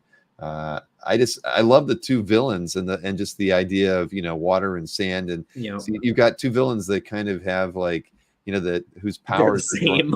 Right, they're exactly, and they're drawn in the same way, and then you mix them into a cover and throw Spider-Man right in the middle of them. What are you going to get? And it could have sucked, but I thought I love the image. I just love the fact that everything's swirling back in and brings you back in to see Spider-Man there. I'm sure if it was when it's colored, you see he might pop a little bit more, but I just love looking at this image. I mean, it kept bringing me round and round and back to Spider-Man every time. And, I'm like, is that water? Is that sand? I don't know what the heck it is. It's all just mixed together, and I loved it. It's so damn dynamic. And I think, was this Paul Pappas's? Yeah, it was Paul's. Yeah. The more I'm looking at it, the more I think it's an awesome cover. I love this image so much. You don't need to say anything, Chris. I like the fact that Spidey is almost like ancillary to this. He's just kind of there. Yeah, exactly. I mean, I almost don't see him. If it weren't for that. I mean, it's but yeah, dang it, I still love this thing. Anyway, so there you go. Paul P, congrats. Always picking up nice art. And you got a winner with that one. Now, let's see. What do we got here? This was a Jay Lee piece. Of course, you got Jay Lee, Subby, and Doom on the same page. I mean, God, look at that. I mean, I love as much as I love this image and I love this image, I love this little subtle thing here with the silhouette of Samara. I mean, what the heck? This is just, it's so simple, so beautiful, so graphic. I mean, look at the way he's drawn these lines here to kind of give the cape depth, and it just goes right into this other panel with these heavier lines here. It's just so smart. I love this period of Jay's work. Yeah, I do too. And it's when you go back, it's easy to see why everybody was so gaga over him at this time. I mean, he's doing different stuff. Yeah, he really was. I mean, gosh, the more I'm looking at it, I wish this was mine. it is so good. Yeah, and more for anything on it, the more I keep looking at how he transitions from the second image or second panel, whatever we want to consider it, to the third is just so smart. Yeah, I love it. And just weirdly graphic too for somebody who was so like dialed in on detail, like really, sweat like all the little tick marks on the muscles and things like that, to be able to like also pull back and do something that's, light and like I said, very graphic. Stephen M says, that's my third Jay Namor page. I can rest now. Sleep now. Yes. Well, congrats on that one, because that one, that's awesome. Look at that, 16 likes on CAF, 22 comments. Okay, that's a strong page that I think everybody recognizes how really, really strong this piece is. So congrats, Steve, on that. I mean, that's a winner right there. And then Adam Hughes, it says, what's the name of this CAF gallery? Daniel M. And what is he? 14-year member of CAF. I mean, I was thinking about Adam, obviously getting him on the channel tonight, announced that he was part of OAX, but I always like when, the noirish feel that he sometimes throws in and things like, if you remember the Zatanna poster that I referenced earlier, just so cool, classic design things that Adam sometimes puts in his stuff. And this book especially had a ton of like Art Deco influence in it. Yeah. I mean, even look at the way he did his I mean, he's just having fun with it. So yeah, I love this. I love being able to, seeing the background partially through the illustration here. It's like the Invisible Woman. But yeah, great composition. You get the logo in the art. I mean, what more can you ask for? I mean, this isn't somebody, duping a logo and plopping it in a piece to feel like it's complete. You get a complete cover here. So damn, this is great. Gorgeous. And let me get my like on that one. Hey, look, there's some Hembeck art for sale out there. Oh, couple, 3 in a row. Wow, it's like if this was a slot machine, we just got that's 3 Hembecks in a row. What do I win for that? Let's see. All expense paid trip to Jeff Wedding's house. And speaking of Jeff Wedding, how does that happen? Oh, this is a Gary Brown X-Force page. Gary's he's kind of rough, right? In the way his art is, I feel, but I just love this page. I love the panel layout. I just love the fact it's like folding cards or opening up a map or something, the way these panels were laid down. And I just thought that was just so cool, the way, and again, it has like, I love the framing technique here too. I pointed that out earlier when we were looking at something, I can't remember what, but just love this page, man. And this having them kind of, again, he's drawing the negative space basically to pull the characters out of that. I mean, just a great piece. Yeah, it's really cool. He reminds me of like early Jason Pearson, like when Jason Pearson was on Legion of Superheroes. And like some things are like suggestions of things versus like, maybe going full bore on illustrating them, completely. But, it's comics. Like that's part of the benefit of being able to, really know what you're doing when you're putting stuff down there, is being able to do, have a lighter touch or like make a suggestion of something without really, going full bore. Yeah, no, agreed. It's beautiful. I love this. I love the panel with the doors. I mean, this is it's a slick page. Congrats, Jeff, on this one. It's really, really, really nice.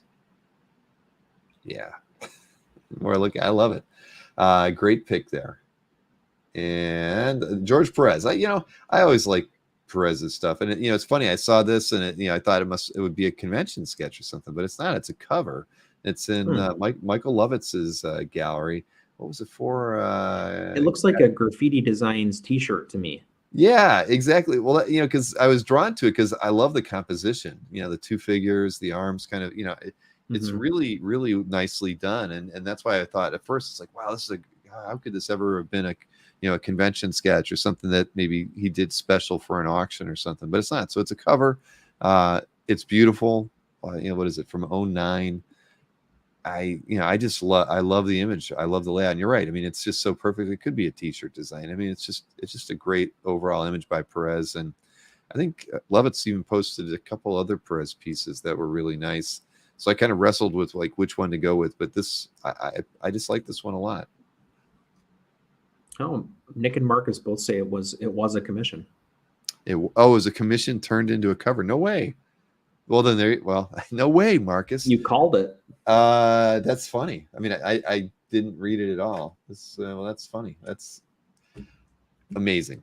Absolutely amazing. And because I had my son get a piece by George. Is that Thor Superman piece? Reminded me a lot of that. Two figures, smiling, happy to be together. And anyway, well, congrats to Michael for this one. It's a great pickup. He's a huge fan of George's, of course, always a good friend of his, and it's always nice to see him post stuff that he picks up. All right, this one is in Johnny McCloskey's calf gallery. This is Jorge Corona, and I just I don't think I'm very familiar with Jorge's work, but I just love the imagery on this thing, the way it was done. This is wild, isn't it crazy? It's another page without panel borders, but I mean, look at the way he's kind of pulling all this stuff together and leave what he's chosen to leave out while he's drawing this scene is just crazy. Well, the panel border is basically just the angle at which he's chosen to like crop the figure. Yeah. So I mean, you could make the argument that that's what the panel border is doing anyway, right? Mm-hmm. Yeah. So I guess you can also then make the reductive argument that you don't need it. Very true. In this case, I'm inclined to agree. This looks really cool. Yeah, I mean, the more I'm looking at it, I really enjoy this piece. Just even though the figures are very exaggerated, but it works well here. Spindly, right? I mean, but it works. I mean, this is great. I really, really like this. Very cool. Congrats. Johnny always picks up some interesting pieces. So this is one that I have to commend him on. It's a great pickup. Little Riley Rossmo feel to it. Yeah, a little bit, definitely. So congrats on that one, Johnny. Then here we have a Richard Friend. This is so cool. Yeah, Richard posted a couple pieces this week and they were all good. I was like, well, I could do that one or I could do this one, and I thought Captain America was haunting my dreams. Yeah, that was a good one. I was almost going to go with that one, and I just like the moodiness of this piece. I love the lighting in it. I just thought I had to go with it. It had a cat in it too, but yeah, Richard's. The thing is, he's got the ink some of the best, right? I mean, he's Jim Lee, Travis. I mean, you name it. He's Silvestri. He's worked with so many, and so when you see a piece that's all him. I mean, it's just cool. I got to get Richard on the channel. We've talked about doing me doing a show on his and him doing a show on mine, and we've never made it work out. But he's such an easygoing guy, fun to talk to. His show is great. Super Fun Sunday is really good. I'm so impressed. So like he and Dan Panosian, I would say, are like probably the two fellas I think of who like kind of started life as inkers, but clearly have come into their own and are able to be like incredible pencilers as well. Or I mean, they're doing both obviously, but a lot of times you see an inker who kind of like strikes out on their own. You're like, okay, I see why they're an inker. Right. These guys have exceeded like any expectation. I think and Richard clearly is just. Man, this slays. Yeah, I agree. It's dang. Well, Robert Lane grabbed the Captain America. Good for you, Robert. Congrats, Robert. Yeah, I that made a highly one. questionable purchase last week, which enabled you to get that Captain America this week. Wow, I got to get him on here. I know he's always at San Diego, so he's probably gonna be busy for a few weeks, but I'll reach out to him, see what we can do. But great piece posted by Richard here. Let's see. Breccia piece, right? Yeah. Now whose calf gallery is this? I didn't buy. Oh, David G. Okay, David G. We've got. Breccia's stuff is always really nice. It's just it has that European feel to it. Yep. But I love the structure of his design in the pages, and now I know why we get word balloons with no text in them, so they can make them international and many languages. So I thought that just seeing the page like that, and now that I get it, it's like that's so cool. I mean, but again, Breccia is such a great designer. I love the close up of the hand on the desk here. I mean, there's just the texture on the sleeve. Yeah, it is just so. I would just love to have this page because it's gorgeous. It's so well constructed. And you can see this in so many other artists. You see Sean Phillips here, you see Frank Miller here, you see Danny here, you see, he's so influential. Yeah. I mean, I'd say Sean Gordon Murphy and the way he's kind of handling some of the stuff in here. I mean, all this stuff, it's wonderful. Absolutely wonderful. And nice pickup. Wow. Yeah, and there was actually another Breccia, a few Breccias I think posted last week too. This is my favorite. One more here, and not familiar with Jacques Tardy, but I just love this this drawing. I love the silhouette of the ship, the brick wall. Again, the structure on this page is just gorgeous. I love just the elements just make it fun. The ladder to the angle of the bow of the ship, the the pitch of the ship here. I mean, just all this stuff. There's just so much great stuff. And then books inside a boat. I mean, I just love everything about this page, and it's cool. Isn't it great? I mean, I'm just looking at it now. It's like it's perfect. So I had to go with some way out there pieces for me here on these last two ones that I wouldn't normally pick. No X. Do we have any X-Men? Oh, I had the Wolverine. All right, so I started with Wolverine. It does. I did 3 Batmen or 4 Batmen or whatever this week too. So you picked up the slack with the Europeans. yes, exactly. But yeah, just a great page. Lettering on it's great. Everything about it absolutely beautiful. So there you have it. All right. Well, we did it, Chris. We awesome. Did it. We did it, and it's not even midnight yet. So we did good. We definitely did well today. We acquitted ourselves with honor. Yes, we did. So we will have a show next week. I assume you're not going to San Diego. No. All right. Yeah. So we'll get to hang out. We'll see how many people show up for it. But I understand a lot of people will be busy. But for those who have time to tune in, I'm sure we'll have some good picks. I've already seen some great artwork posted to CAF this week. Yeah. So I already have one picked out. Oh yeah. Don't tell me. I won't spoil it. All right, man. Well, listen, as always, thank you for doing this, Chris. It's a highlight of my week to get to hang out with you and talk about the pieces that we love the most on CAF. No, I appreciate that. Thanks, man. Me too. All night, everybody. All right. So there you have it. We did it in under 3 hours. A very where the update ends. You got that right, Rick. Yes, you're quite welcome, Brody. We try to do our best picking out artwork here. I know we never run the gamut as wide as I think a lot of people would, a lot of collectors would like us to be. We're always kind of focused in our niches, but we try to step out of our safe zones every now and again.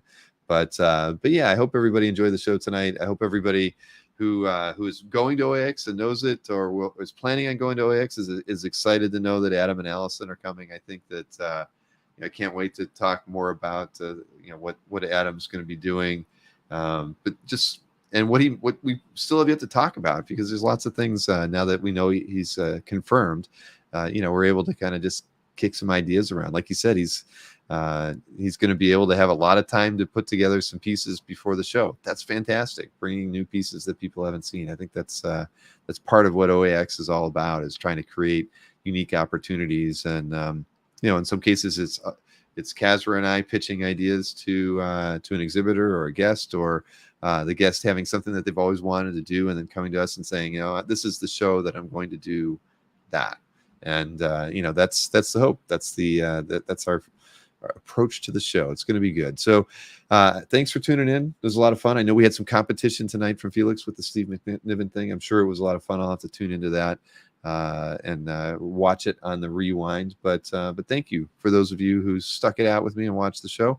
I will be at it again on Saturday at 2 p.m. I've got that show with Christian Gossett. We saw the artwork, obviously, that he's bringing. I guess I could do a quick, one thing I did mention that I was going to show and I didn't, and I'll just do it really, really quickly because it gives you a bit of an idea. Where was it? So I got a photograph of one of the cover recreations that Christian was working on. And this is that cover to Star Wars 1. And this is still in process, I believe. So he's still working on this one, at least when this photo was sent to me earlier today. So there's an idea of what that looks like. And I did want to show you some of the pieces that are going to be in Matt Wagner's art sale on Monday. I don't think I've got everything here, but I mean, we can just kind of go through them relatively quickly. I mean, we've got a Green Hornet cover. There is, what was this? Last Comic Book on the left. I have no idea what that was, but we have the cover to that. This is a Terminator painted page that is a DPS, really slick, very cool. I mean, it's all matte, right? I mean, it's awesome. Then we've got a Grendel cover here, pretty slick. Again, I forget what is the year on that? Like 97? I don't know, but it's vintage, that is for sure. Then this is like an example of one of the painted pieces where the acetate, and the piece on the left is the original piece of art, of course, that Matt's painted from Mage, and we've got several of those. We'll be able to show you the image when it's overlaid over it along with the original painted piece as well. So we got a bunch of those. See, that's when it's laid over the piece. So you get to see Matt making a mess of things around in the borders. But Matt's, you saw this page earlier, so there it is with it over the top of it. But yeah, these are cool. I guess Matt was just kind of hanging on to them, and he didn't think anybody would want them, and brought these to Comic Art Live in May and sold them all. I mean, these are pretty cool. I mean, at the end of the day, you know what some of these pages would go for if they were, if it was the original pen and ink. It's going to be a lot more than what these pieces are for sale. I think, even if I recall correctly, because I haven't got the price list yet, but I remember on Comic Art Live he had these somewhere around like $350, $400. Again, there's original. All the color is matte painting these pieces out. If you remember Mage and how it was printed, I mean, they were gorgeous and just really stood out as being a really unique process. And this is why, because Matt was doing these paintings himself. He was doing all the color work himself. So yeah, these are pretty cool, unique. I mean, you could say they're production art in part because of the acetate overlay, but everything underneath it is original. And this is one of the Grendel DPSs that will be available. Another Grendel DPS. Another Grendel DPS. This is a good one. Wow. See, I haven't really had a chance to look at these yet myself. And okay, and then another Mage piece. What else we got? That's a Terminator painted page, and then with a little overlay from that, but only for some copy. And then there was like the printed version of that one Grendel cover. So I think that was about all. But so you can see, it's going to be a good show on Monday night as well. And Jim Warden will be there with me too. So it'll be a fun interview, I guarantee you, on Monday night. I'm looking forward to it. I haven't had the chance to talk with Matt in probably like 2.5 years. He was one of the early guests on a Comic Art Live panel, and I did half of the interview with him that day. So I'm looking forward to it. It's going to be a lot of fun. But Christian Gossett will be up first on Saturday, then Matt on Monday. So I'll see you again on Saturday. For those of you who can tune in, remember 2 p.m. Saturday afternoon.